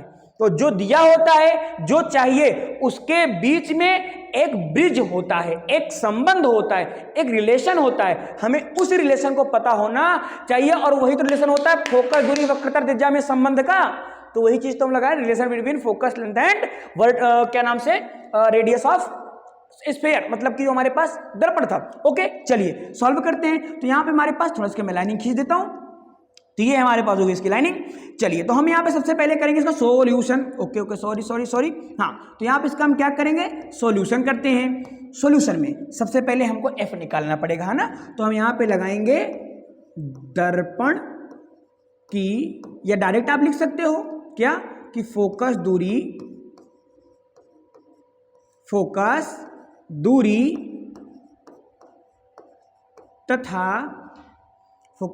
तथा वक्रता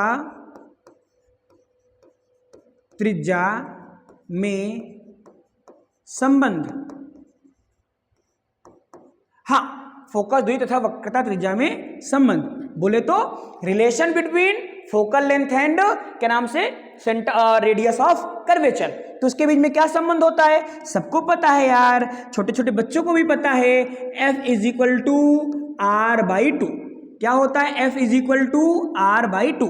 अब यहां पे सबकी वैल्यू आप पुट कर दीजिए, तो F is equal to r का मान कितना है, माइनस का 20 है, तो हो जाएगा माइनस का 20 बटे का 2, काट डाला, 2 दहम्मा 20, 2 दहम्मा 20, 2 दहम्मा 20। इसका मतलब f का मान हमारे पास कितना आ जाएगा, माइनस का 20 सेंटीमीटर, क्योंकि सारी चीज सेंटीमीटर में ना, तो यहाँ पर भी क्या आएगा, सेंटीमीटर। तो f का मान आ गया, और जब आपको f का मान आ गया, आपको u का मान पता है, तो b का मान आसानी से निकल आएगा। अब हम यहाँ पे क्या लगाएंगे, अब हम यहाँ पे लगाएंगे दर्पण सूत्र। तो आ जाइए हम यहाँ पे लिखते हैं दर्पण सूत्र से। हाँ, तो हम लोग यहाँ पे क्या लिखेंगे, दर्पण सूत्र से। क्या होता है दर्पण सूत्र, दर्पण सूत्र का मतलब होता है 1/f is equal to 1/v, है ना, और प्लस 1/ में क्या होता है, u होता है। तो ये हमारे पास दर्पण सूत्र बन जाएगा।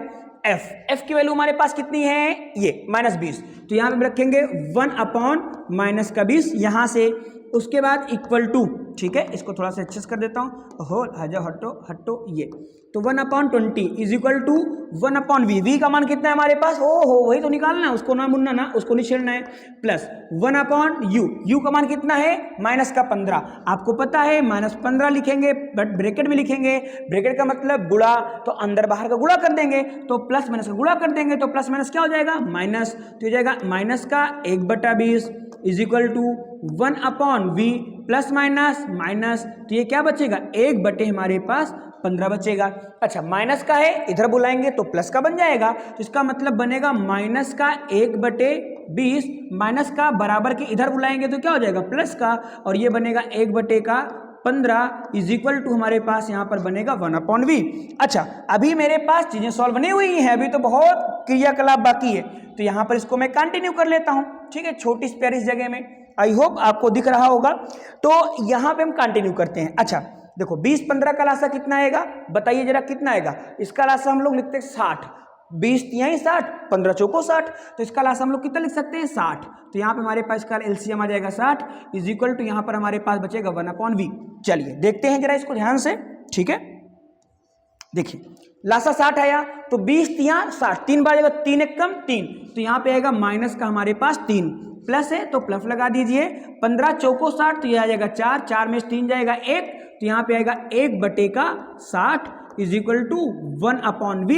आला बाला करोगे, आला बाला करोगे, आला बाला का मतलब जो हम करते हैं तिरछा गुणा ये सब वो सब, तो जब आप करेंगे तो ये हमारे पास v बराबर कितना बन जाएगा, v बराबर बन जाएगा 60 सेंटीमीटर, और किस में आ रहा है 60 सेंटीमीटर, प्लस में आ रहा है, इसका मतलब कि प्रतिबिंब की दूरी तो ठीक है 60 सेंटीमीटर, लेकिन प्रकृति नहीं पूछा बट फिर भी अगर हम बताना चाहें तो कैसा बनेगा, आभासी प्रतिबिंब बनेगा, कैसा प्रतिबिंब बनेगा, आभासी बनेगा, वर्चुअल इमेज प्राप्त होगी। ओके, तो हमें बस यही पूछा था, और वैसे भी अवतल दर्पण है, आप देखो क्या नाम से f कितना आया 20, वस्तु कहाँ रखी है 15 पे, इसका मतलब जब भी फोकस दूरी से कम दूरी पर वस्तु हो तो फोकस दूरी कितनी है 20, वस्तु की दूरी कितनी है 15, देखो 20 ज्यादा है 15 छोटा है, तो अगर फोकस दूरी ज्यादा हो और u छोटा हो, वस्तु की दूरी छोटी हो, तो वस्तु हमेशा आभासी बनता है। बहुत सारे सवाल सब में आभासी बना हुआ है, आपने देखा है। यहाँ पे आगे आते हैं, कह रहा है एक अवतल दर्पण की वक्रता त्रिज्या, देखो मैंने यहाँ पे जो सवाल ऐड किए हैं ना वो एक एक दो सवाल मिक्स करके ऐड किए हैं, एक सवाल मैं लगाऊं तो अगला आपको होमवर्क दे दूं, देखो सेम वही सवाल है,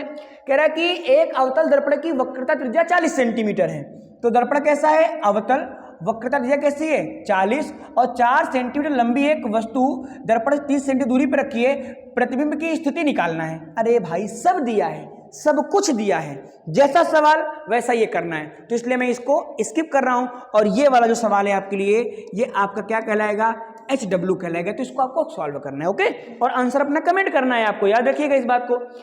आगे सवाल आता है, कह रहा 5 सेंटीमीटर लंबी कोई वस्तु 30 सेंटीमीटर वक्रता त्रिज्या के किसी उत्तल दर्पण के सामने रखी है, उत्तल दर्पण से 20 सेंटीमीटर दूरी पर रखी है, प्रतिबिंब की स्थिति निकालो, प्रकृति निकालो और आकार भी ज्ञात कीजिए। चलिए ये बढ़िया सवाल है, आराम से लगाते हैं ना, कोई दिक्कत नहीं है, हमारे पास बहुत समय है, बहुत समय है। ओके, तो कह रहा 5 सेंटीमीटर लंबी, तो इसका मतलब ये दे दिया हमको वस्तु की लंबाई, वस्तु 30 सेंटीमीटर वक्रता त्रिज्या के, इसका मतलब 30 सेंटीमीटर उसकी क्या दिया है वक्रता त्रिज्या दिया है, कि किसी उत्तल दर्पण के सामने 20 सेंटीमीटर दूरी पर रखी गई है, वस्तु रखी गई है।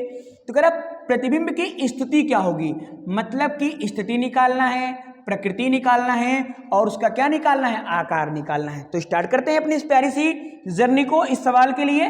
कह रहा 5 सेंटीमीटर लंबाई की कोई वस्तु, मैंने आपको बताया था वस्तु का मतलब ऑब्जेक्ट होता है, और ऑब्जेक्ट की लंबाई को हम लोग यहाँ पे लिख रहे हैं ओ डैश से, है ना, तो यहाँ पे हम लोग क्या लिखेंगे O dash is equal to कितना दिया है ओ डैश, तो O dash is equal to हमको दिया है 5 सेंटीमीटर, तो ये हो जाएगा हमारे पास 5 सेंटीमीटर, 0.5 जीरो होने से कोई मतलब नहीं होता है। फिर क्या है 30 सेंटीमीटर वक्रता त्रिज्या, इसका मतलब r बराबर कितना दिया है, r बराबर दिया भैया 30 सेंटीमीटर, ध्यान रखना प्लस की माइनस, तो कैसा दर्पण है, ध्यान दो दर्पण उत्तल दर्पण है, छुट्टी मिला, उत्तल दर्पण तो मतलब प्लस होगा, अवतल दर्पण मतलब माइनस होगा, तो r का मान प्लस रखेंगे। फिर क्या है दर्पण के सामने 20 सेंटीमीटर दूरी पर वस्तु रखी है, 20 सेंटीमीटर दूरी पर वस्तु रखी है, इसका मतलब u का मान कितना हो जाएगा, u का मान हो जाएगा -20 सेंटीमीटर, मीटर हो जाएगा। कह रहा प्रतिबिंब की स्थिति ज्ञात करिए। स्थिति का मतलब प्रतिबिंब का v का मान निकालना है, क्वेश्चन मार्क लगा दो। ठीक है, प्रकृति ज्ञात करिए। प्रकृति का मतलब क्या होता है? प्रकृति का मतलब होता है कि कैसा बना है, आभासी की वास्तविक। यहीं तक सवाल नहीं है, सवाल में एक नया चीज आ गया है, कह रहा है प्रकृति तथा प्रतिबिंब जो बना उसका आकार भी ज्ञात करना है। और प्रतिबिंब का मतलब इमेज, इमेज का मतलब इमेज की लंबाई क्या होती है, आई डैश होती है। इसका मतलब आपको इस सवाल में आई डैश का मान भी फाइंड आउट करना है। हाँ, ये सवाल तो है, सवाल तो है भाई। ऐसे सवाल आते हैं कम से कम 4 नंबर में, तो ऐसा सवाल मिलेगा अगर किस्मत अच्छी है तो, और अगर नहीं अच्छी है तो फिर तो क्या ही कह सकते हैं, फिर तो भगवान ने बचाया आपको। हाँ, तो ये चीजें खैर चलिए।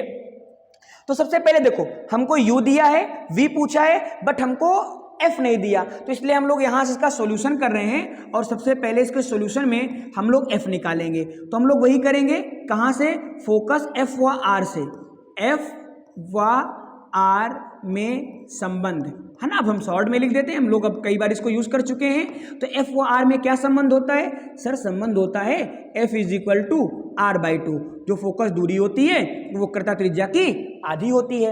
अच्छा, तो f इज टू कितना बन जाएगा, r का मतलब कितना दिया है, 30। तो ये हो जाएगा हमारे पास 30 बटे का 2, 2 1 कम 2, 2 15 में 30, 15 बार में कटेगा। तो इसका मतलब f का मान कितना आ जाएगा, f का मान आ जाएगा हमारे पास 15 सेंटीमीटर। तो ये हमारे पास f का मान आ गया।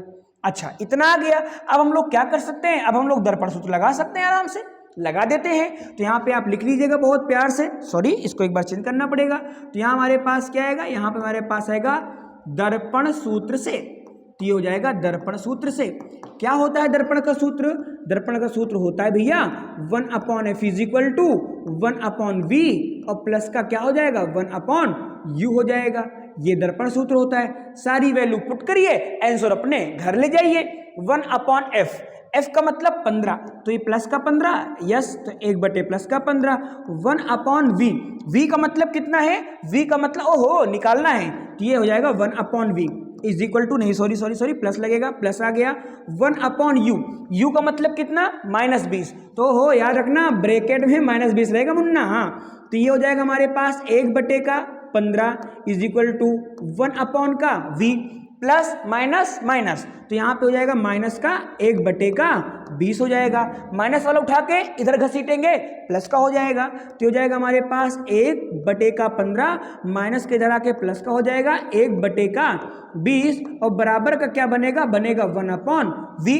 15-20 का लासा कितना आएगा, 60 आएगा, अभी पीछे निकाला था। और अगर आपको ऐसा कोई डाउट हो तो आप एलसीएम निकालिए, और अगर आपको एलसीएम निकालना नहीं आता तो गोविंद सर की क्लास लीजिए। अभी जस्ट उन्होंने पिछली क्लास में एलसीएम एचसीएफ इतना धुआंधार तरीके से पढ़ाया है भाई, मैं क्या बताऊं। मैं जब रिकॉर्डिंग हो रही तो मैं ऐसे रिकॉर्डिंग चेक करने आ गया था कि सब कुछ सही चल रहा है कि नहीं चल रहा है। भाई इतनी एनर्जेटिक तरीके से, इतना फोकस होकर पढ़ा रहे थे, इतना मतलब मैं टीचर हूं, मुझे पढ़ने में मजा आ गया। तो सोचो आप स्टूडेंट हैं, आप कितना मजा आएगा पढ़ने में, है कि नहीं। तो एक बार आप जरूर देखना एलसीएम वाली क्लास को। तो यहाँ पे हमारे पास ये होता है। अब हम क्या कर सकते हैं, इसका लासा निकाल लेते हैं। तो 20-15 का लासा 60 आ जाएगा, तो ये हो जाएगा हमारे पास 60 हो जाएगा। 15 चौको 60, इसका मतलब 4 बन जाएगा, प्लस है तो प्लस लगा दो। 20 60 मतलब कि 3 हो जाएगा, ऊपर 1 है तो 3 आएगा, बराबर क्या बनेगा 1/v। तो यहाँ पर हमारे पास 1/v। बाबूजी 4 3 कितना हो जाएगा 7, हो जाएगा हमारे पास 7/60 इज इक्वल टू क्या बनेगा 1/v। उसको पलटेंगे, ये भी पलट जाएगा क्योंकि बीच में बराबर लगा हुआ है। तो ये हो जाएगा हमारे पास 60/7, और बराबर का यहाँ पर क्या बनेगा, यहाँ पर अब हमारे पास बनेगा v। तो ये हमारे पास बन जाएगा v। तो v का मान कितना आया 60/60, लेकिन इसको हम ऐसे लिख सकते हैं v बराबर 60/7 सेंटीमीटर। तो ये आपका क्या हो जाएगा, आंसर हो जाएगा। बाकी आप इसको डिवाइड करके भी अपना आंसर लिख सकते हैं। चलिए, तो हमारे पास v का मान आ गया। फिर कह रहा है उसकी प्रकृति कैसी होगी, तो प्रकृति तो हम लोग ये बता देंगे कि उसकी प्रकृति हमारे पास कैसी होने वाली है भैया। प्रकृति हमारे पास होने वाली है आभासी। क्यों आभासी होगी, क्योंकि v का मान किस में आया है, प्लस में आया। ठीक है, थोड़ा इसको मुझे छोटा करना पड़ेगा क्योंकि उधर जगह कम है, तो इसको मुझे थोड़ा सा छोटा करके एक सेकेंड भाग रहा है इधर उधर, भाग तो नहीं रहा है वैसे। एक काम करते हैं, यहां से करते हैं, ठीक है। आइए आ जाइए आ जाइए आ जाइए, बहुत व्यवस्था है हमारे पास, है ना। तो ये हमारे पास चीज़ें आ जाती हैं, ठीक है। आई होप अब आपको यहाँ पे दिख जाएगा। चलिए तो अब मैं इसको यहाँ पे कंटिन्यू करता हूँ। तो आभासी आ गया और हमें क्या निकालना था, और हमें निकालना था प्रकृति। तो देखो प्रतिबिंब की दूरी आ गई और उसकी प्रकृति आ गई, हमें निकालना था आई डैश, मतलब कि हमारा जो प्रतिबिंब है उसकी लंबाई कितनी है। ओके, तो प्रतिबिंब की लंबाई के बारे में हम लोग बात कर लेते हैं। तो हमको पता है एक सूत्र होता है, जरा बताइए। कई सूत्र होते हैं, एक सूत्र होता है हमारे पास, क्या नाम से, क्या निकालना, आई डैश। तो एक सूत्र होता है हमारे पास माइनस का v अपॉन यू और बराबर का आई डैश अपॉन में क्या होता है ओ डैश। याद करो याद करो याद करो, जब मैंने दोनों समीकरण को भी बराबर दिखाया था तो यही सूत्र मिला था ना, याद रखिए, इसीलिए मैंने आपको पहले सूत्र बता रखा है। v का मान, चलिए v का मान कितना आया, v का मान 60/7। तो माइनस है तो माइनस लगा दीजिएगा, सूत्र का माइनस है वो, ये आएगा 60/7 और ये आया मेन बटे का मतलब ये वाला। और u का मान कितना है, u का मान दिया है हमारे पास -20, तो ये हमारे पास क्या हो जाएगा, -20 हो जाएगा। बराबर लगाएंगे आई डैश, ये तो निकालना ही है, तो इसको हम ऐसे लिख सकते हैं I dash upon O dash. O dash सवाल में दिया होगा, ये दिया है 5 सेंटीमीटर, तो इसको हम लोग लिखेंगे 5। अच्छा एक बात और, जो हमारे पास ओ डैश है सर, ये भी तो लंबाई है, तो इसको आपने प्लस में क्यों लिख लिया, बोलो बोलो बोलो सर, प्लस में क्यों लिखा। तो क्योंकि मुख्य अक्ष के ऊपर, तो मुख्य अक्ष के ऊपर क्या होता है, सब कुछ प्लस में होता है, क्योंकि वो प्लस वाई एक्सिस होता है ना, इसलिए। चलिए इसको सॉल्व करेंगे, आई डैश का मान निकालते हैं। इसको जब सॉल्व करेंगे तो ये लिखा है -60/7। याद रखना, जब इसको आप सॉल्व करेंगे ऐसे, देखो मैं डिटेल बताता हूँ आराम से भैया। देखो यहाँ पर लगा है बटे, और बटे का मतलब होता है भाग। इसका मतलब 60/7 को 20 से भाग करना है। अगर हम भाग करेंगे तो इसका मतलब 60/7 भागे 20 भी तो लिख सकते हैं। यस बिल्कुल लिख सकते हैं। तो चाहे आप ऐसे लिखें और चाहे आप ऐसे लिखें। अच्छा माइनस है तो माइनस लगाना पड़ेगा, है ना। तो यहाँ पे कितना हो जाएगा, माइनस का होल, सॉरी मिट गया, ये -20 हो जाएगा। बराबर कितना बना है, बराबर बना है आई डैश, इसको ब्रैकेट में लिखिएगा, आई डैश अपॉन कितना 5 बचेगा। अच्छा अब देखो भाग तो भिन्न में हल होता नहीं है, गुणा बनाना पड़ता है। तो ये हमारे पास हो जाएगा -60/7, और जब गुणा बनता है, भाग की जगह जब गुणा आता है तो वो 1 के बटे में आ जाता है। तो इसका मतलब ये क्या हो जाएगा, 1 बटे हमारे पास -20 हो जाएगा। अच्छा माइनस से माइनस क्या हो जाएगा, कट जाएगा, 20 एक कम 20 तिहैया 60, और उधर कितना बचा है, उधर बचा है आई डैश अपॉन का 5।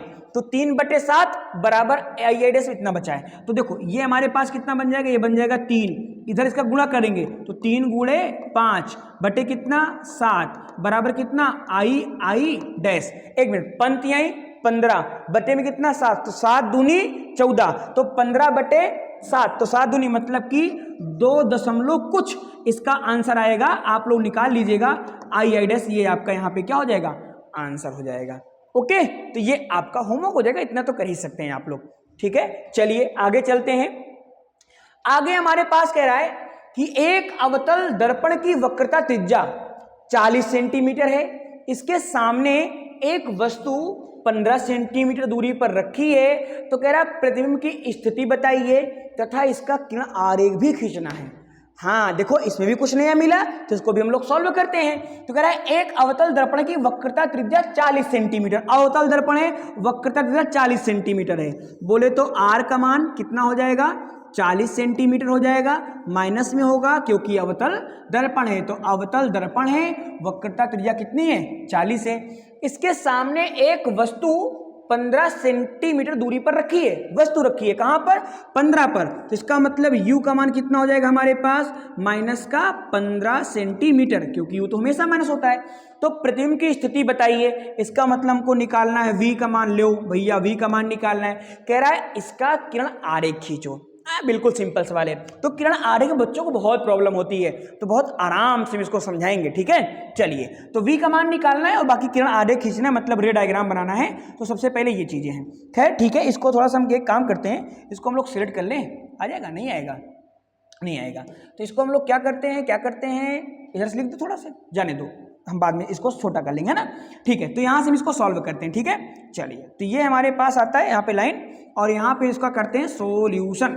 ओके चलिए आर का मान दिया है, यू का मान दिया, वी का मान, एफ का मान निकालना है। तो सबसे पहले मैं यहाँ पे वही लगाऊंगा फॉर्मूला, कौन सा, F is equal to R by two. तो ये हमारे पास फॉर्मूला हो गया, F is equal to R. एक बात और ध्यान रखना, अवतल दर्पण इसलिए हमने माइनस लिया है, हाँ, तो आर का मान कितना, माइनस का 40, तो हो जाएगा हमारे पास माइनस का 40 बटे का 2, 2 एक कम 2 और 20 दूनी कितना होता है 40, तो ये हो जाएगा हमारे पास एफ बराबर माइनस का 20 सेंटीमीटर।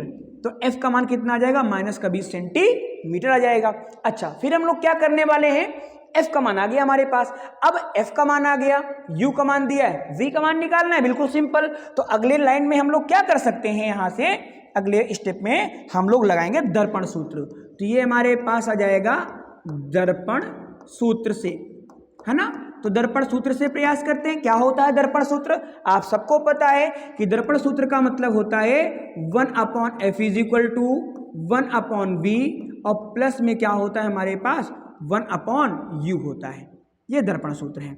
अच्छा, f का मान आ गया है माइनस का 20, तो इसका मतलब f का मान हमारे पास माइनस का 20 हमने रख दिया, 1/v, v ही तो निकालना था, तो ये 1/v हो जाएगा, प्लस 1/u, u का मान माइनस में 15, तो ब्रैकेट में लिखना, बहुत बड़ा बता चुका हूँ आज क्लास में। तो ये हो जाएगा माइनस का 1/20 इज इक्वल टू 1/v और प्लस, अच्छा एक मिनट, प्लस नहीं, प्लस माइनस ब्रैकेट लगा तो गुणा होगा, प्लस माइनस क्या होता है माइनस, तो यहाँ माइनस आएगा और ये हो जाएगा हमारे पास 1/15 हो जाएगा। अच्छा, उसके बाद सॉल्व करेंगे, यहाँ पे ये माइनस का है, उधर आएगा तो प्लस का हो जाएगा, तो ये हो जाएगा हमारे पास 1/20 माइनस का, इधर आएगा तो प्लस का, मतलब कि हो जाएगा हमारे पास 1/15 और इज इक्वल टू कितना बनेगा 1/v बनेगा। चलिए अगली लाइन में हम लोग सॉल्व कर देते हैं, इसको खत्म करेंगे, ठीक है। तो 20-15 का लासा देखो कितना बार बार बन चुका है, 20-15 का लासा 60 आता है, हमको तो याद भी हो गया और आपको भी याद हो गया होगा, है ना। चलिए, तो 20-15 का लासा कितना हो गया 60 हो गया, 20 तिहैया 60, तो 3 ऊपर गुणा करेंगे, 3 एक कम कितना होता है 3 हो जाएगा, तो -3 हो जाएगा, प्लस है तो प्लस लगा दीजिए, 15 चौको 60, तो 4 एक कम 4 बनेगा, तो यहाँ पे 4 आ जाएगा, बराबर में कितना बनेगा 1/v, तो यहाँ पे आएगा हमारे पास 1/v, 4 में 3 जाएगा तो बनेगा 1, तो हो जाएगा हमारे पास 1/60 और बराबर प्लस का बने, क्योंकि बड़ी संख्या प्लस है तो प्लस का बनेगा, और बराबर का 1/v, बाकी तुम सब समझते हो, इसका इधर गुणा इसका इधर गुणा कर देंगे, तो v बराबर आंसर आएगा कुल मिला के 60 सेंटीमीटर। चलिए यहाँ जरा चेक कर लेते हैं, f कितना है 20, f कितना है 20, u कितना है 15, तो सिंपल सी बात है, आभासी बनेगा, छठवीं कंडीशन, है ना। तो ये आ गया। अब हमें ये नहीं करना था सिर्फ, इसके अलावा भी मुझे करना है, क्या करना है इसके अलावा, इसके अलावा मुझे बनाना है उसका रे डायग्राम, किरण आरेख खींचना है, ठीक है। तो चलिए खींचते हैं, कौन सा दर्पण है, अवतल दर्पण है, ठीक है। तो इधर ही कर लेते हैं ऐसे, ठीक है, थोड़ा सा इसको साइड में कर देते हैं ताकि हमको पता चले कि यहाँ से यहाँ तक ये बातें अलग हैं और यहाँ से यहाँ तक ये बातें अलग हैं, ठीक है। आई होप यहाँ पर आपको दिख रहा होगा। एक काम कर, थोड़ा इसको और साइड कर ही देते हैं क्योंकि आपने पढ़ ही लिए हैं, ठीक है। आइए, तो यहाँ पर हमने बनाया एक दर्पण, ठीक है, हट जाओ भैया, अब तो हो गया। आइए, तो हमारे पास यहाँ पर हमने बनाया एक दर्पण, दर्पण कौन सा, जो हमें बोला होगा अवतल दर्पण। फिर इसके ऊपर हम लोग ऐसे ऐसे करके क्या करते हैं, पॉलिश करते हैं, तो ये इसकी पॉलिश हो गई, ठीक है। फिर हमें क्या बनाना पड़ेगा, फिर हमें इसका बनाना पड़ेगा मुख्य अक्ष, इसका मुख्य अक्ष हो गया। अब देखो दिखाना पड़ेगा, कह रहा है कि f कहाँ पे है 20 सेंटीमीटर पे, इसका मतलब अगर मैं इसको f मान लूँ, कैपिटल F मतलब मुख्य फोकस, और ये इसका क्या है हमारे पास P, तो मुख्य फोकस से यहाँ तक की दूरी को फोकस दूरी बोलते हैं, इसका मतलब यहाँ से यहाँ तक हो जाएगा हमारे पास 20 सेंटीमीटर हो जाएगा, ठीक है। नहीं दिख रहा है क्या, चलिए इसको बड़ा करके बनाते हैं, ठीक है, थोड़ा बड़ा बना देते हैं तो आपको ज़्यादा अच्छे से रहेगा। ये दर्पण बन जाएगा, ये इसका मुख्य अक्ष बन जाएगा। यहाँ पे हमने इसको मान लिया, ये हमारे पास क्या है F है, और यहाँ पे इसका क्या हो जाएगा, यहाँ पे इसका P हो जाएगा। अगर आपको दिखाना चाहें तो आप दिखा दें, इधर कहीं पर इसका क्या दिखा दें, यहाँ पे C दिखा दें, ठीक है। फिर क्या कह रहा है कि यहाँ से यहाँ तक की दूरी तो हमको पता ही है भाई, ये फोकस है और फोकस से यहाँ तक की दूरी हमारे पास कितनी दी है, फोकस दूरी दी है 20 सेंटीमीटर, तो ये हो जाएगा हमारे पास 20 सेंटीमीटर, तो ये यहाँ से यहाँ तक की दूरी हो गई। फिर कह रहा है वस्तु कहाँ रखा है, वस्तु रखा हुआ है हमारे पास u मतलब 15, तो इसका मतलब सुनना, अगर इसका आधा 10 यहाँ पे होगा तो 15 यहाँ पे कहीं पे आना चाहिए, तो इसका 15 हो जाएगा, ठीक है। याद रखना इस बात को, कैसे सुनो ध्यान से, भाई ये 20 से पूरा, तो यहाँ पे बीच में क्या आएगा 10 आएगा, तो 10 से थोड़ा और धराना पड़ेगा, 15 तभी तो लगभग होगा। तो नापना नहीं है आपको, बस अंदाज करके बनाना है। तो यहाँ पे हमारे पास ये क्या हो जाएगा इसका 15 पर हमने यहाँ पे वस्तु को रख दिया, फोकस पे नहीं है, बाहर है, ठीक है। तो ये हमारे पास वस्तु हो गया। अब कह रहा है कि इसका प्रतिबिंब कहाँ पर बनेगा, तो हमको पता है 60 सेंटीमीटर पर उधर बना हुआ है, ठीक है, तो उधर हमको दिखाना पड़ेगा। और आपको पता है अवतल दर्पण में जो आभासी प्रतिबिंब बनता है वो बड़ा बनता है, इसका मतलब प्रतिबिंब यहाँ पर बड़ा बनाएंगे। सुनना ध्यान से, हम क्या करते हैं, एक प्रकाश की किरणों को डालते हैं मुख्य अक्ष के समांतर। कलर नहीं है क्या सही, हाँ कलर सही तो है। तो एक प्रकाश किरणों को हमने डाला मुख्य अक्ष के समांतर, तो अगर हम प्रकाश किरणों को डालेंगे मुख्य अक्ष के समांतर, ओहो ला जाओ भैया, आ जाइए, चलिए। तो ये प्रकाश किरण गई कहाँ से, और यार ये कलर क्यों नहीं आ रहा है, प्रकाश किरण कहाँ गई मुख्य अक्ष के समांतर। अब मुख्य अक्ष के समांतर जाने वाली प्रकाश किरण कहाँ जाती है, मुख्य फोकस से। देखो ये हमारे पास मुख्य फोकस यहाँ से निकल गई। दूसरी प्रकाश किरण को हमने कहाँ से भेज दिया, हमने दूसरी प्रकाश किरण को प्रकाशीय केंद्र से भेज दिया, सॉरी वक्रता केंद्र से, यहाँ पे वक्रता केंद्र होता है। तो इसकी जो दूसरी प्रकाश किरण हमारे पास, थोड़ा दर्पण को बड़ा कर देते हैं ताकि आसान हो जाए, तो इसको हमने इसके कहाँ से भेज दिया, वक्रता केंद्र से। और अगर आप वक्रता केंद्र से प्रकाश किरणों को भेजते हैं, वक्रता केंद्र से प्रकाश किरणों को भेजते हैं, तो आपको पता होगा कि वो प्रकाश किरण जिस मार्ग पर जाती हैं टकरा करके उसी मार्ग पर वापस ऐसे क्या हो जाएंगी, लौट जाएंगी। लेकिन जब इन किरणों को हम कहाँ बढ़ाएंगे, पीछे, जब इन किरणों को हम बढ़ाएंगे पीछे, तो ये किरणें हमारे पास कहीं दूर थोड़ा जा करके क्या हो जाएंगी, एक दूसरे को मिलेंगी, और जहाँ पर मिलेंगी वहीं पर हमारा क्या बन जाएगा, इमेज बन जाएगा, ठीक है। थोड़ा सा दिख नहीं रहा होगा, उधर हमने बनाया है, इमेज बन जाएगा, ओके। चलिए, तो ये बातें हमारे पास होती हैं। फिर कह रहा है एक अवतल दर्पण 10 सेंटीमीटर दूरी पर वस्तु स्थित है, ये दर्पण से आभासी प्रतिबिंब 20 सेंटीमीटर दूरी पर बनता है, तो दर्पण की वक्रता त्रिज्या ज्ञात कीजिए। इतना सिंपल सवाल है, यहाँ पे एफ का मान निकलेगा, उसको आपको त्रिज्या निकालना है, आपका होमवर्क रहेगा ये, ठीक है। अगला देख लेते हैं सवाल, कह रहा है एक मोटर बाइक, ये सवाल भाई दमदार सवाल है, इसको तो सॉल्व करना ही पड़ेगा मेरे को, ठीक है। तो समझ लो ये वेरी वेरी इंपॉर्टेंट टाइप के सवाल हैं, ऐसे सवाल बहुत आते हैं 4-4 नंबर में, क्योंकि बच्चे इनको देख के घबरा जाता है। चलिए समझते हैं इसको। कह रहा है एक मोटर बाइक पर पीछे से आ रहे हैं, मोटर बाइक आप लोग जानते हैं ना, जो बाइक होती है उनमें बगल बगल में शीशे लगे होते हैं, दर्पण लगे होते हैं, जो कि पीछे का दृश्य दिखाते हैं, है ना, तो उन्हीं की बात कर रहा है। कह रहा है एक मोटर बाइक पर पीछे से आ रहे किसी अन्य वाहन को देखने के लिए 4 मीटर वक्रता त्रिज्या, आर का मान दिया, वक्रता त्रिज्या एक उत्तल दर्पण लगा है, और उत्तल दर्पण ही होना चाहिए क्योंकि पीछे का दृश्य देखने के लिए उत्तल दर्पण का प्रयोग करते हैं। बाइक से पीछे आ रहे एक वाहन जिसकी दूरी मोटर बाइक से किसी समय 8 मीटर की है, तो वस्तु हो जाएगा। तो गणना करके बताइए उसका प्रतिबिंब दर्पण से कितनी दूरी पर और कहाँ बनेगा, कितनी दूरी पर बनेगा और कहाँ बनेगा, हमें ये बताना है। अच्छा एक बात और भैया जी, आप समझना, थोड़ा दिमाग लगाना, यहां पर सवाल तो वो सिंपल है, लेकिन इसकी लैंग्वेज बड़ी खतरनाक सी दे दिया है। हमें इससे कोई मतलब नहीं है, हमें तो देखना है दर्पण कौन सा है, हमें देखना है क्या क्या दिया गया है ना। चलिए, तो सबसे पहला एक मोटर बाइक पीछे से आ रही किसी अन्य वाहन को देखने के लिए 4 मीटर, क्या 4 मीटर वक्रता त्रिज्या, तो वक्रता त्रिज्या कितनी दे दिया, 4 मीटर। उत्तल दर्पण लगा है, बाइक से पीछे आ रहे एक वाहन जिसकी दूरी बाइक से कितने समय पर 8 मीटर है, यू का मान 8 मीटर, तो गणना करके बताइए उसका प्रतिबिंब दर्पण से कितनी दूरी पर बनेगा, मतलब कहां पर बनेगा, ये हमको निकालना है। तो क्या क्या दिया है, 4 मीटर वक्रता त्रिज्या, आर का मान कितना दिया भैया, 4 मीटर दिया है। अब अगर आर का मान 4 मीटर है तो सिंपल सी, अच्छा पहले ये ध्यान रखो, फिर ये भी ध्यान रखो कि प्लस होगा कि माइनस, तो उत्तल दर्पण है, हाँ कौन दर्पण है, उत्तल दर्पण, और उत्तल दर्पण की फोकस दूरी धनात्मक होती है, तो उसकी वक्रता त्रिज्या भी धनात्मक होती है क्योंकि दाहिनी तरफ होता है।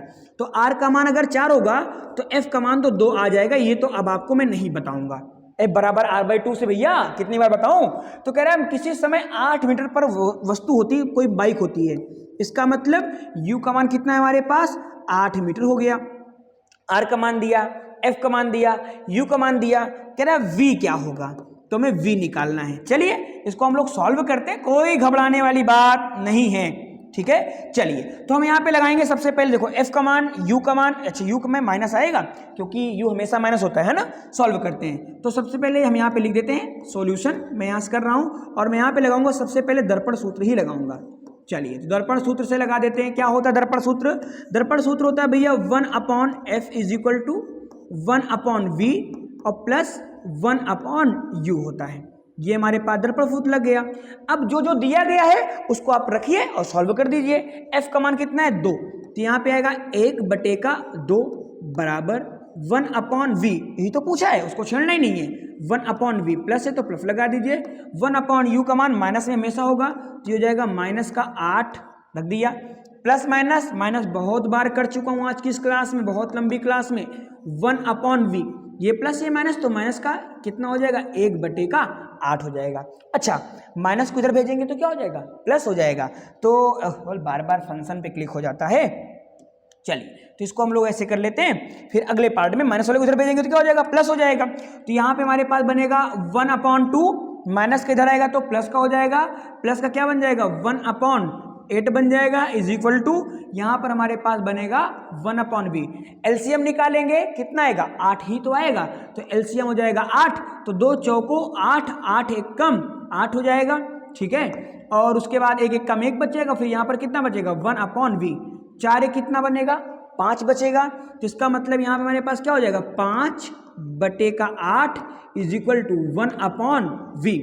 पलटा करेंगे तो ये भी पलट जाएगा, जब इसके पलटेगा तो हो जाएगा हमारे पास 8/5 और बराबर कितना बचेगा v बनेगा। इसको सॉल्व करेंगे, देखो 5 एक कम 5, 5 एक कम 5, 8 में से 5 जाएगा 3 बचेगा, दशमलव बढ़ाएंगे 30 हो जाएगा, तो 5 छक्का कितना होता है 30 होता है, तो इसका मतलब यहाँ पे आएगा 1.6, कितना है 1.6। इसका मतलब कि इस सवाल में हमारे पास जो प्रतिबिंब बनेगा वो कहाँ पर बनेगा, वो बनेगा हमारे पास v बराबर भैया 1.6 मीटर पर। हाँ देखो सर कैसे मैंने मीटर लिखा, क्योंकि सारी वैल्यू हमको किसमें दी है, मीटर में, किसमें दी मीटर में, तो हमारा आंसर भी किसमें आएगा मीटर में ही आएगा। तो कह रहा है कि उसका प्रतिबिंब दर्पण से कितनी दूरी पर बनेगा, तो 1.6 मीटर दूरी पर बनेगा। फिर कह रहा है कहाँ पर बनेगा, तो इसके लिए आपको डायग्राम बनाना पड़ेगा, और ये आज के लिए आपका क्या हो जाएगा, ये आपके लिए हो जाएगा होमवर्क कि बना दें। चलो अच्छा बना ही देते हैं, ऐसी बात है। तो देखो हमारे पास यहाँ पर ये बन जाएगा दर्पण, थोड़ा बड़ा बना देते हैं, ये हमारे पास बन जाएगा यहाँ पे दर्पण बन जाएगा। ओके, अच्छा सॉरी उत्तल दर्पण है ना भैया, हम अवतल बना रहे हैं, तो यहाँ हमारे पास कौन दर्पण होगा, उत्तल दर्पण वह दर्पण होता है जिसका परावर्तक तल उभरा हुआ होता है। उसके बाद इसका बनेगा मुख्य अक्ष। तो कह रहा है कि एक मोटर बाइक कहाँ रखी है, कह रहा है कि उसकी त्रिज्या कितनी है 4 मीटर है, फोकस दूरी कितनी है 2, और वस्तु का रखी है 8 पे। तो दिमाग लगाना, यहाँ पे मान लीजिए हमने एक वस्तु को रख दिया, ठीक है। अब यहाँ पर आपको अगर आपने वस्तु को रखा है तो ये हमारे पास कितनी है, यहाँ से यहाँ तक की दूरी, यहाँ से यहाँ तक की दूरी u का मान 8, तो ये हो जाएगा हमारे पास 8 सेंटीमीटर हो जाएगा। अच्छा उसके बाद फोकस दूरी कितना बनेगा, बोल रहा है फोकस दूरी हमारे पास 2 मीटर है, तो इसका मतलब सेंटीमीटर में नहीं भैया मीटर में, मैंने सेंटीमीटर क्यों लिख दिया, हाँ इसको थोड़ा बिटाना पड़ेगा, तो हो जाएगा हमारे पास 8 मीटर हो जाएगा। और फोकस दूरी कहाँ पे, ये रही इसकी फोकस दूरी, क्योंकि ये 8 ज़्यादा रहेगा दिखाना पड़ेगा, और फोकस दूरी क्या रहेगी कम, क्योंकि 2 ही मीटर है, तो यहाँ पे हमारे पास ये हो जाएगा मुख्य फोकस, और यहाँ से यहाँ तक की दूरी कितनी हो जाएगी 2 मीटर हो जाएगी। फिर कह रहा है कि ऐसा ऐसा है, बस डायग्राम बना देना है।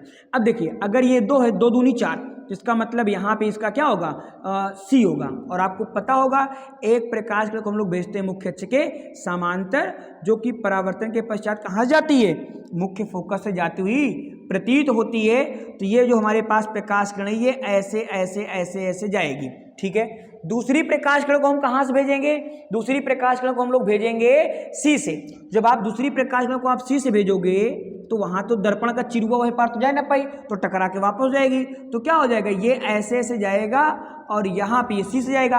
लेकिन आपको पता है अपने मार्ग पे जाएगा और टकरा के अपने मार्ग पर वापस आएगा, और जहाँ पर काटेगा वहीं पर क्या बनेगा प्रतिबिंब। अब आप देख लो 1.6, तो इसका मतलब 2 के अंदर बना है और 2 के अंदर बना है इसका डायग्राम, तो यहाँ पर बनेगा मुख्य फोकस के अंदर बनेगा, ठीक है। चलिए आगे आते हैं।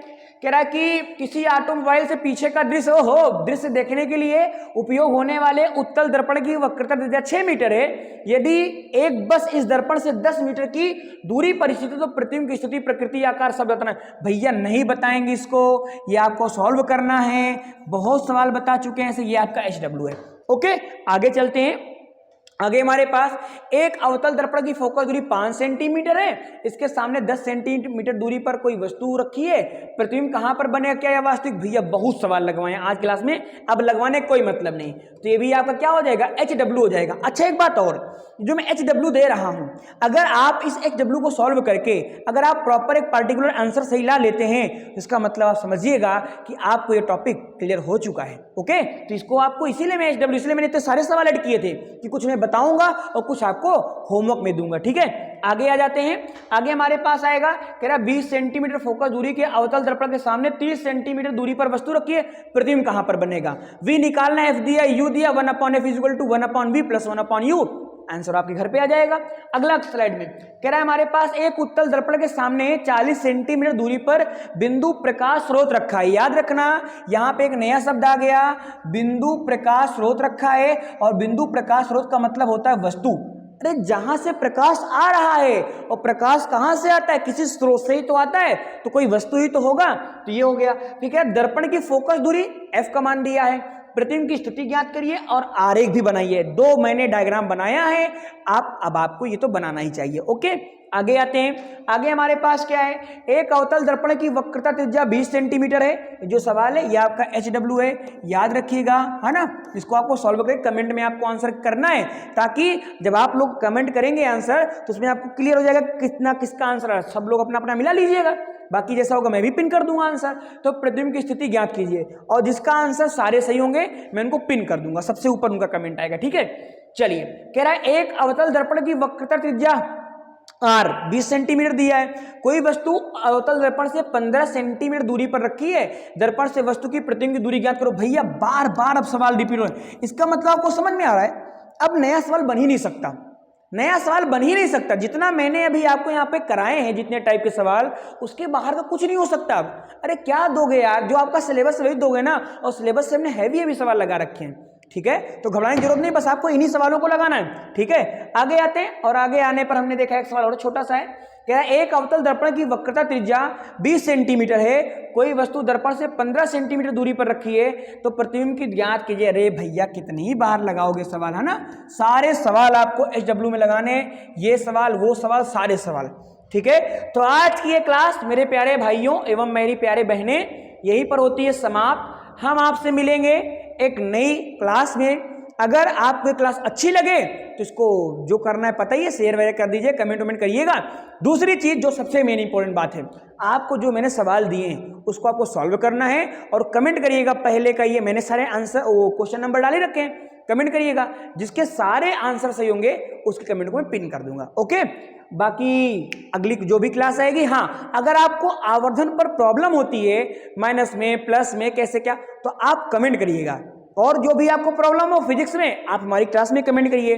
बायोलॉजी में, मैथ में जो टीचर हैं, गोविंद सर हैं, अनुराग सर हैं, मान सर हैं, सागर सर हैं, तो आप उनकी क्लास में कमेंट करिएगा, तो आपको जो भी प्रॉब्लम होगी वो सॉल्व कर देंगे। ओके, चलते मिलते हैं आपसे एक नई क्लास में धुआंधार तरीके से, कोई फिजिक्स का बढ़िया सा ज्ञान लेकर के, फिजिक्स का बढ़िया कोई दमदार टॉपिक लेकर के। तब तक आप सभी लोग अपना ख्याल रखें, पढ़ाई करें। मिलते हैं आपसे, तब तक आप सभी बच्चों को बाय बाय, जय हिंद।